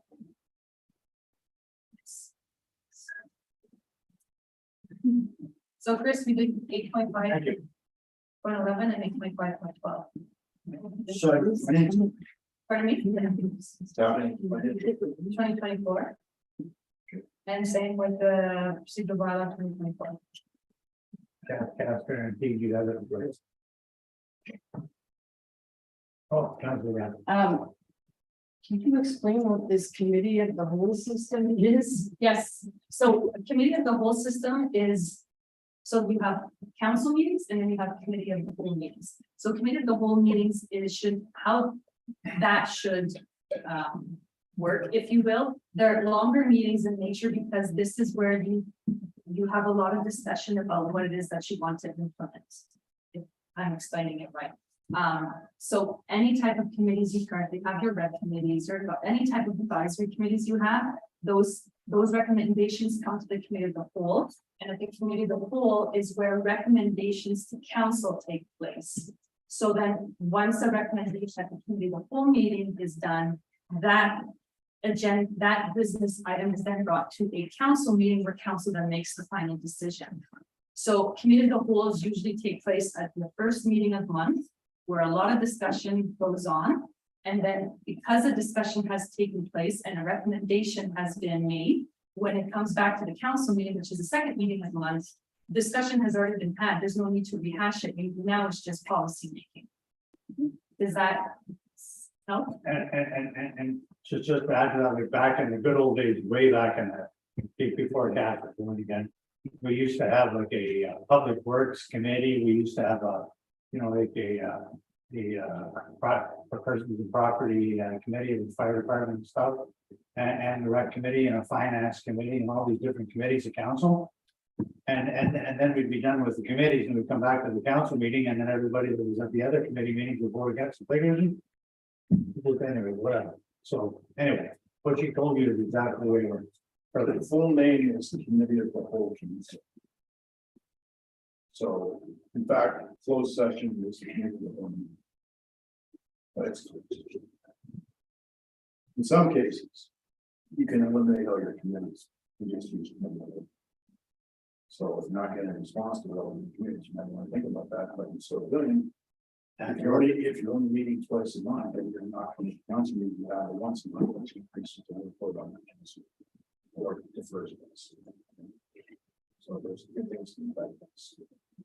But it doesn't mean we're gonna have two council meetings and two council meetings all meetings. We want to be just count. And if I can, so when we transition to this system, a report will be provided to council, just for information purpose, so you can really understand the utilization.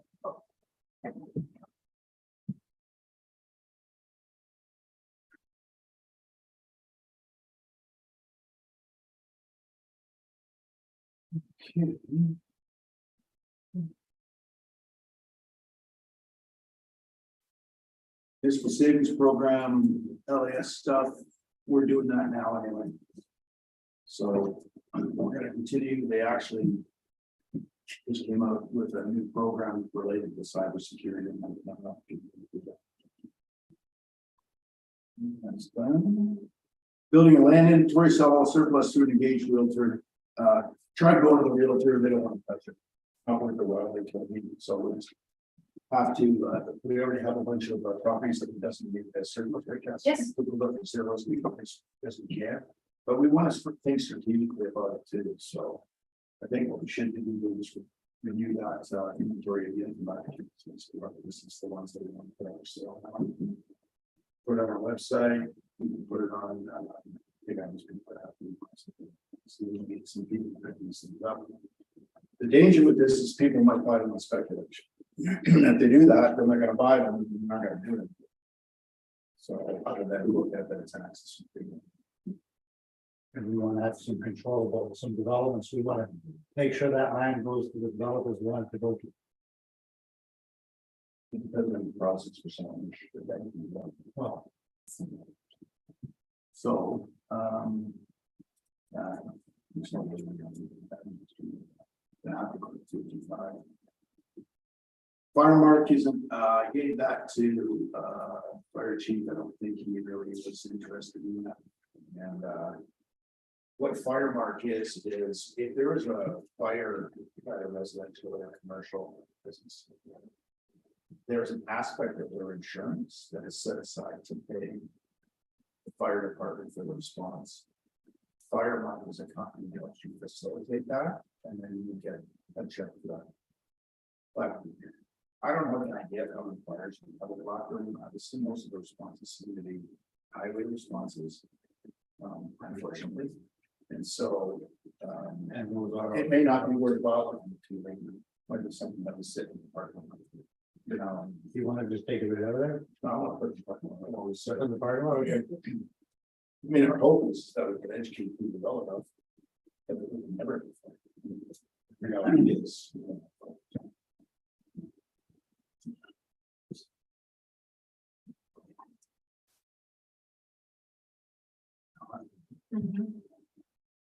Banking arrangements, Cassandra and I have talked about that. The CIBC like not listen so well, they left. And, Made every excuse underneath the sun about how they couldn't service us well enough to let you why they left. I don't believe that that will afford. To be that. Like I said, that they're gone. And I think we should, go over to, well, It's the closest real one we have. but let's also look at these bank account. But, there's an RFP process, we want to make sure that we're following that, because I don't talk about it, so. I think we should probably just make. We even have a building from it? No, we have to use the branch here for plus. No, we can get them. We can ask. You want to pay the rent, you want to go to the building, something, we can ask that, and we'll see what happens. Case could use a competition. Competition, good for everyone. I can say. Probably not till 2025, we can cast this.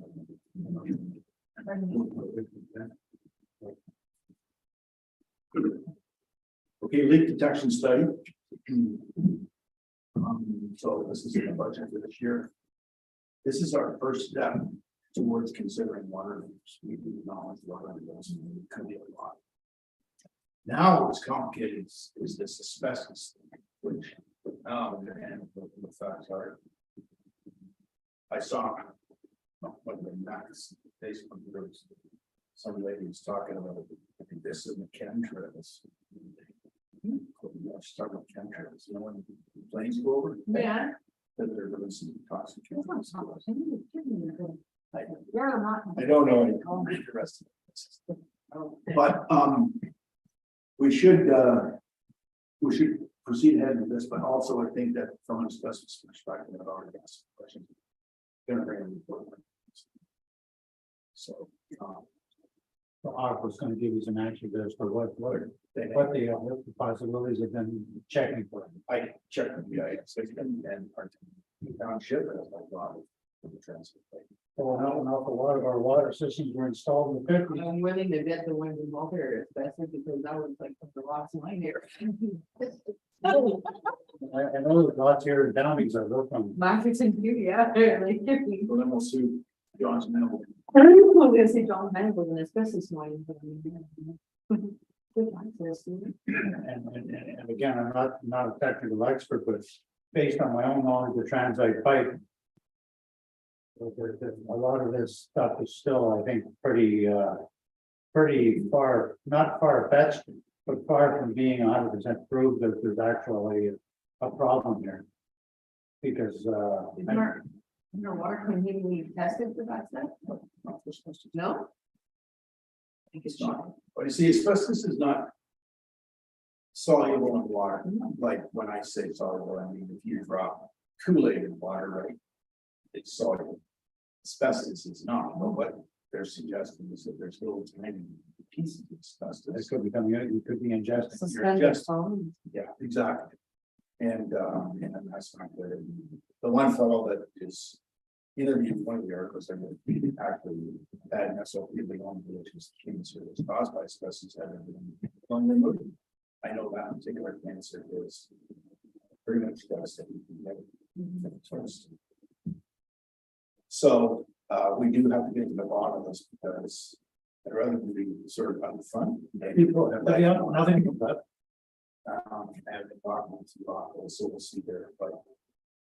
If we have to replace all these asbestos. somebody else is paying for it. The money. Be somebody else paying for it, it won't be us. And if you don't get ahead of it, then invite you in Oh, I know, where. it's the whole township, well, I bet you 80% of the whole township is asbestos, guaranteed. Well, we have already. That's a lot of places. So that leads to the next item, which is sewer, water meters. How do we feel with them? I really, yes, Councilwoman. I'm okay with it. Every other place I've lived in, they have water meters. You used to get a bill when you got a water bill, it used to tell us. I want it to be a user-based system. Yeah. Rather than just throw the crap at the wall, see the sticks. And just split it up based on who we think can afford what. It should be based on usage. And I mean, like I was actually talking to one of my old apprentices who actually was working here in the past. And back in the day, it's unfortunate that everything is so old now. But when Raymore had some upgrades on the water system, I don't know if it was a government program or whatever. But he installed water meters in almost every building in Raymore. But the problem is they're so old, they were never used, they were never activated, they're probably all have to be replaced. But to replace them won't be as big a job as the first installation. And I mean, obviously, there's gonna be cost. And I mean, you know, like, I mean, and I know I'm in the same boat, so if it ever comes to a vote, I won't even be in the room, but the thing is, I know there's at least 2 or 3 other people in the community that have multiple residential buildings, you know, and are all upset because they got one water line. And, you know, they got 4 apartments or whatever, and they're being charged for 4 houses. And in some situations, there's no way to actually tell how much water is going into a building or not. It's just a guess. And water meters get rid of the guess. And there's a cost to doing it, but then it's not. That's Councilman. Yeah, my question was again, the individual meters, which I mean, it's nice to know that, but I'm just wondering how much extra work it does for going. Chris? You run it back through the internet, it comes into your software. And go along. Yeah. So it's not gonna impact any treasure or. It shouldn't, I put meters in a Wawa. Billing wasn't a problem, the problem was. Selecting a method upon which you wanted to collect the data. You can go look at the pictures, you can use this thing you walk down the street with, or you can use the internet. Some folks just thought it was pretty cool. To cover the, in which case they got a little surprise on that. Or people will fight around the meter and other things. It's just because people don't. I had no idea. It costs them a lot of money, but in the overall, it's easier for the administration to do it as well, and more accurate too. And like we had a sidebar discussion one day, again, you know, that major water leak that was happening out there. You would- If you would have had water meters, you would have known about it the same day. Found it a lot quicker. You want one to see all the meters. So that meter, like, you would look for meters that were spiking in old tire and then boom, there were. Just like that. And the other thing is people that, once you have a water meter, if you know that you're gonna be paying for water that. Because you were negligent or you just left the hose running or whatever else, you know, you're gonna be paying for it, guess what, you're gonna be a lot more careful. Either monitored during water shortages, like droughts and all that, where they say, you know, it should be like, that's why most places have water meters to keep track of that. So they're gonna get fined if you're like, I know in North Bay, like. Odd numbered houses are allowed to water that state. Even numbered houses are allowed to water that day. But And if you they're keep- watered, they keep track of it. They can tell. If you used your hose, you watered your lawn on the day you weren't supposed to, you're gonna get a fine. They keep track of it. In Michigan, Like, and they do something. 50 years. You have two water meters. You have one inside your house, one outside your house. One outside your house, you wash your car off, like across the line, one inside your house, right? That's a lot of infrastructure in place, like, that's how they do it. And other places do it, so shut us it in 5 days, then you gotta sell somebody to move for, so. I can tell you, I had a neighbor once, that we were like 9 weeks, I was in this with around 3 weeks. It's great. Wow. Yes. or the guy You that's must have a good bill. Or the guy that's filling up his above ground inflatable pool for the third time this week, because it's, You can you know, like the filters, like, you know, that's. I know there's some people who think that filling the park pools is misuse the water, but this, you can actually ban it or actually price it or you can enforce it for the water trucks. Makes some sense, doesn't put a lot of pressure on the system. There's lots of things, I have 2 studies, one of them didn't all, I got a study from the other one. One of them to share those accounts, of course, we should probably, at some thing looking at the study done. So look at third party brush. Now, realistically, Chris, if we're doing if we've actually got money in our budget, if the budget gets approved. We've got money to do a leak detection program. Would we be in position to start looking at water meters as early as 2024? Yes, So can you we, did, you go look at that plan. so can we put that into our 2024 plan? Or got to next it on. You're a good man, I don't care. What you can do. You know, Doug Consaner. And you already made a plan. Follow up long-term financial plan, Cass, I think that's associated with the asset management plan, is it not? Yes. That's all. That's good. Switch that. Asset management plan, still oversight, et cetera, that's the plan we discussed. Tax ratios and policies. I think we're doing this regularly. Maybe We we do it anyway. Making sure that we're following the rules. Process to repurpose or demolish unneeded or condemned buildings. Township one. Yes. Okay, so council, the last council, you started talking about shortage of housing. Rental units and that type of thing, so they gave direction based on a report that I've written that we could incorporate a housing corporation, and for those places that were available, we would take them over, we would, fix them up, we would rent them out and make them for sales, and we would buy them. And or, we demolish bad ones, we already have that from. And Replace them. we could replace them, we could build up just a whole unit of things around that. Because I think as we go in the future, short-term housing like that or rental housing is going to be part of the bigger part of our urban business here, so. I'll follow through on that and see what we can do. There will be a, Of course, you can get the help. I don't know. There's gonna be a report coming to the next council meeting on tiny homes to individual who are in contact. See if we can push that ahead.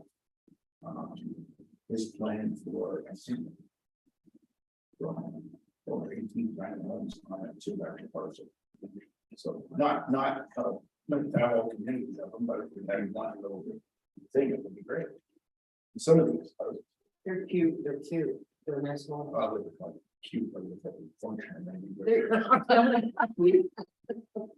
but they have a place, because not everybody. can. All right, standard format for all MOUs and collaboration agreements, it's the process. How that, that's 2 or 2 4. And that's just any kind of anyone will understand that. They're not different. Good example. Community halls. 4 community halls, well, we get 4, they all have different agreements. Makes no sense. No, and it's causing problems. Oh, it has caused many problems. No.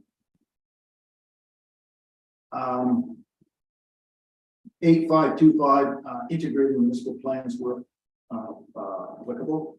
And so, for example, your official plan connects to your master plan, connects to your economic development plan, so you can components that are sort of strung together. So that we don't lose sight of our plans as we continue to develop them. I'm trying to put together all of them in one sort of PDF. So that if you want it, here you go, you can have it, have an index and everything. So hopefully we can get to that, but I'm not gonna say 2023 or 2024.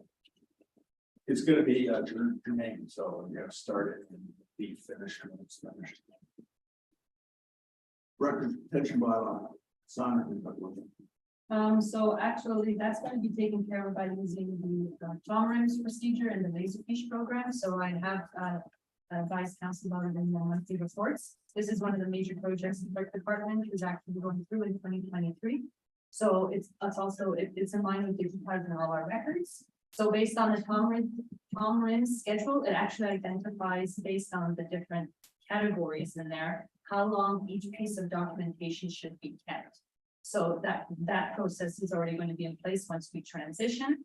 And we use a program called Laserfish in order to put all our documents in place. So this will actually be completed in 2023. And we got the money to do it. Steve? Yep. Thank you. Okay. Policies and procedures at the fire department, I had a brief email exchange with the chief and yeah, he needs help. There's no reason to keep up with so many of them, so I've offered to provide us with some help with any of this. I need to understand, like, I need to see the old policy because I'm not the department, so I don't understand some of the larger jargon and stuff, but I'll continue to work with you, but I don't see that being done for a while. It doesn't mean we can't get started on it.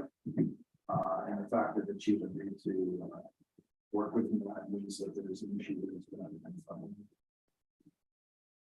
Municipal energy management, that's going to be later. But probably 26, you would be part of the public works director. But there's a lot of change legislation coming down in terms of green energy and whatnot, and so we have to really keep our eye on that. I think it's sort of the ones that people will be targeting. We went a long way from what we did over what we did with the arrangements. So I think other programs like that would be nice. I don't know why we can't just program like we're doing the arena right down, like at the sewage treatment plant and places like that with the high energy consumption. Yeah, we can, but it's not awful about it in case we need.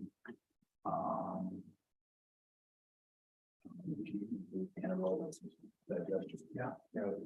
You see me where Tim. Yeah, the ones that are sinking. That's it, right? So they don't go into bacteria or something.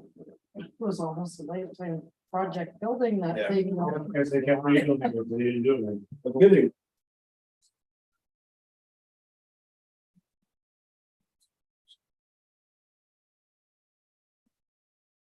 Plan and reporting procedures. That belongs to the one above. So that was an error there. Okay. Fees and charges bylaw. That's gonna be done for 2024. We're collecting all things we charge for and all the things that we give away for free. Assign a cost.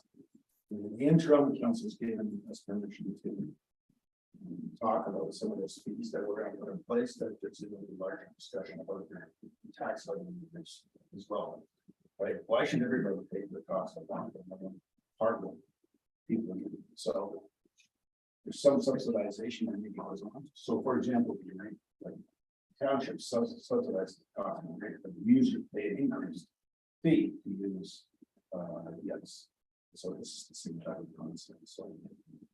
It'll be a fair lengthy document, you'll be able to finish the staff, and you'll be okay, which I've been able to. Sorry. Just a question, your worship, but Chris, would that be the same for community centers? Yeah. There's a percentage of population that uses them, I know that even just the organization I'm involved with camps. Found it was, when they looked at percentages, it was like 4% of the people involved with that actually use it, and yet everyone's paying for it. So that's something down the road with even the community centers, they Yeah, funding that way for stuff. yeah, I think we have to, you're absolutely right, I think we need to think about both of them holistically, right, in terms of everything that we do. And the more things we get into that, the more accurate we're going to be. And the less reliant on tax levy that we got for others. Yeah.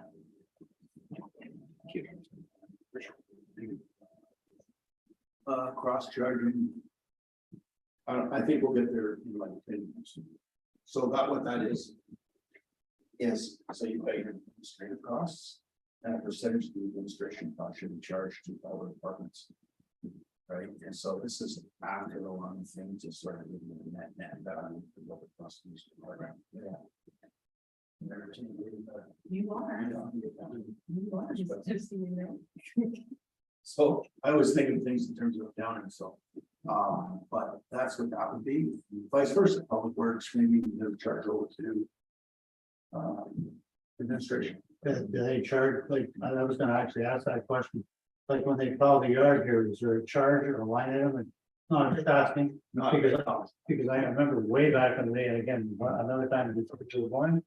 I know the public works, we used to see a charge for public works every time we plowed the snow at the arena. Yeah, so actually, as of right now, the only thing we do when it comes to charges is we take $7,500 from the admin to water and $7,500 from admin to sewer. To account for staff time in relation to water and sewer, because the user should pay for the staff time attributed to the billing or any type of rebates or anything related to it. Thanks. That's the only, so that's a very small step towards what that is talking about. We want to get right down to what the real cost is for each of our areas, not the cost according to our FIR. Because we feel that that's a better number that councils understand. Before it was something in place, like most things we can run. With lots of information.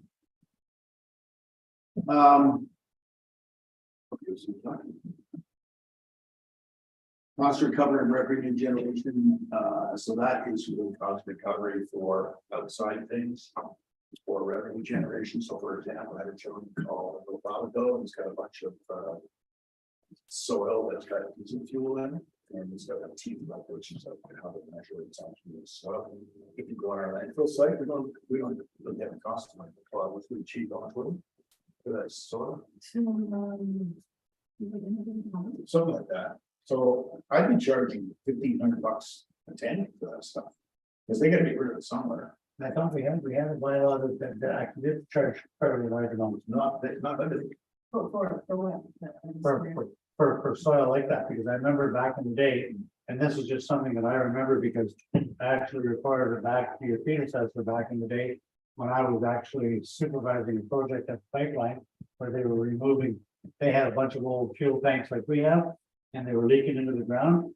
And the company replaced the tanks, but they wanted all the soil removed from the site before, and they hired a contractor to do it, and the contractor was charging TransCanada for every load going out. But they were only being charged, they were only paying for so many loads going to the township. The only large costs we currently have in our fees attributed to landfills would have to do with like insurance claims. So the cost of insurance. I can't remember what the numbers were, but I remember back in the day, there was a lot of money involved. There was probably a lot of loads involved, too. I'm not More sure loads, what more else money. is that. Probably would change.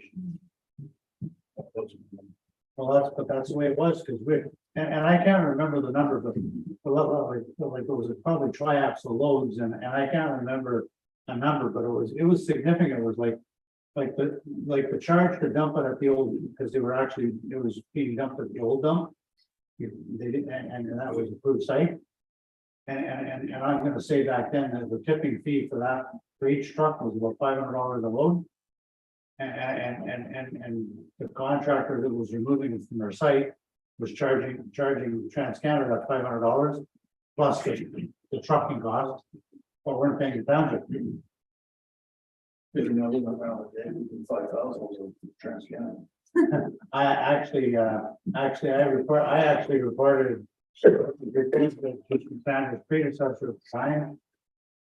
Because I investigated it, I was wondering how come, like I was hearing stuff, and I was 1980-ish, because I was on council. Okay, two last items. Implement the customer service standards, we already have that one, so that's a repeat. Make changes to corporate systems, identifying the mapping process for the organizational study that they did, which really has to do with the procedures, so but we've discussed that one as well, so that's all of it, folks. That's it? That's good, because it's 4:04, I was just gonna cut you off. So the next thing to be done is the new items that council wishes to add. Which is gonna be tomorrow. Speaking of tomorrow, we have any weather problems. We might have, yeah. You Morning, have an right issue now. yesterday, tomorrow as well, right? I can never make a Wednesday meeting after the review. Maybe we can move it. Previous litigation already. So Wednesdays are never good. The clerk is magical with those things. Because I heard the same thing as Councilor Wanda this morning. Yeah. They're talking about a weather event tomorrow. Yeah, like they switched for fifth at the reserve because of it. Oh, was it- And then once the briefing, right, and so- Yeah, whether or not- Yes. It's not a procedure bylaw, you can cancel meetings, which is better. At the same time, though, you do have an option for a hybrid meeting. So if council continues to have a meeting, or if you don't cancel it, you could have it online. Resume. I would love to cancel and move it, if everybody else is in favor. If I can, Mr. Mayor, Yes. we don't require your council members to make that decision. Well, I- That's the main- that's- I know, but I like to have input. Okay. She's the clerk. She's already messed up. So with the rest of council, like that idea of maybe moving the meeting? I don't have internet, I don't have any. How far can we go without causing a problem? Can we move it to like next Tuesday or something, or You need to no? provide 48 hours notice for a special meeting. Next Tuesday, you have a council. That's right, we don't want it next Tuesday. We can't have it during the day. That's up to council, as long as there's, we give 48 hours notice. Yeah. We could do this Tuesday. And then go to a council meeting? Gonna be a little long. People are struggling here. Oh, yeah, true, yeah. Any more than 2 hours. I would have to put that Thursday, but we can have a meeting before. This Thursday?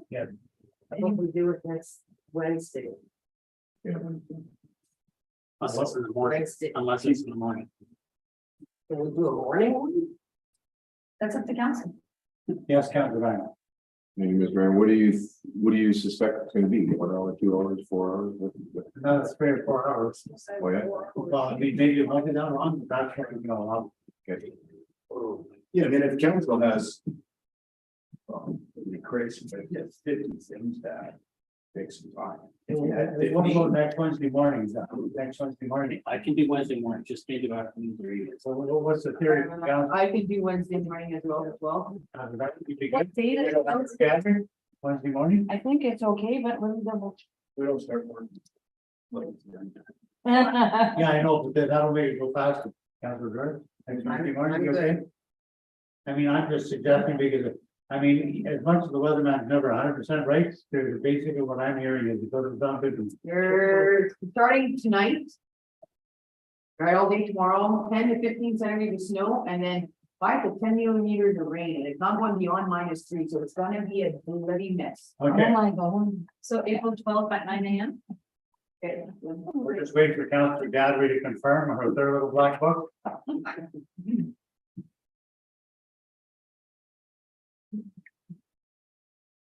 What time? 10, 9 AM. 9 AM? Yeah. I'm actually better in the morning. I'm actually almost awake. I'll send out a calendar invite tomorrow for council. That's a big one. Yes, it's for council. I know what you're saying. It's more important for the CAO to be doing the meeting discussion. Next Wednesday at 9, work okay for you? Okay, let's do it. So before we close, we got a couple more things. Just before, you go to that, so next week is about bringing your new items, like, I'll start compiling all this other stuff. At the end of this, we'll have a draft that we can look at, and the decision is going to be, have the wording in the draft, and maybe, et cetera. But also, do you think the action items are in the time, right? In the action, move pieces around, and you know, it's not going to be written for.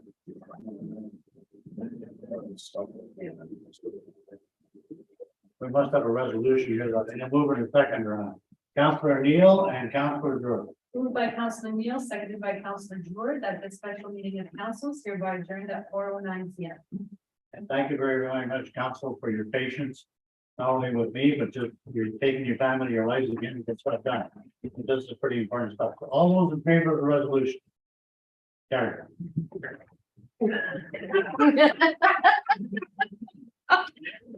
Chris, I was a little. That's me. I think Chris has had it for the day. I think so. He's done. I baked up one time. Where did you get that code from? You know what? I don't know. I didn't have to contact with anything. Came out of the blue. I thought it was. Oh, I, could you speak with?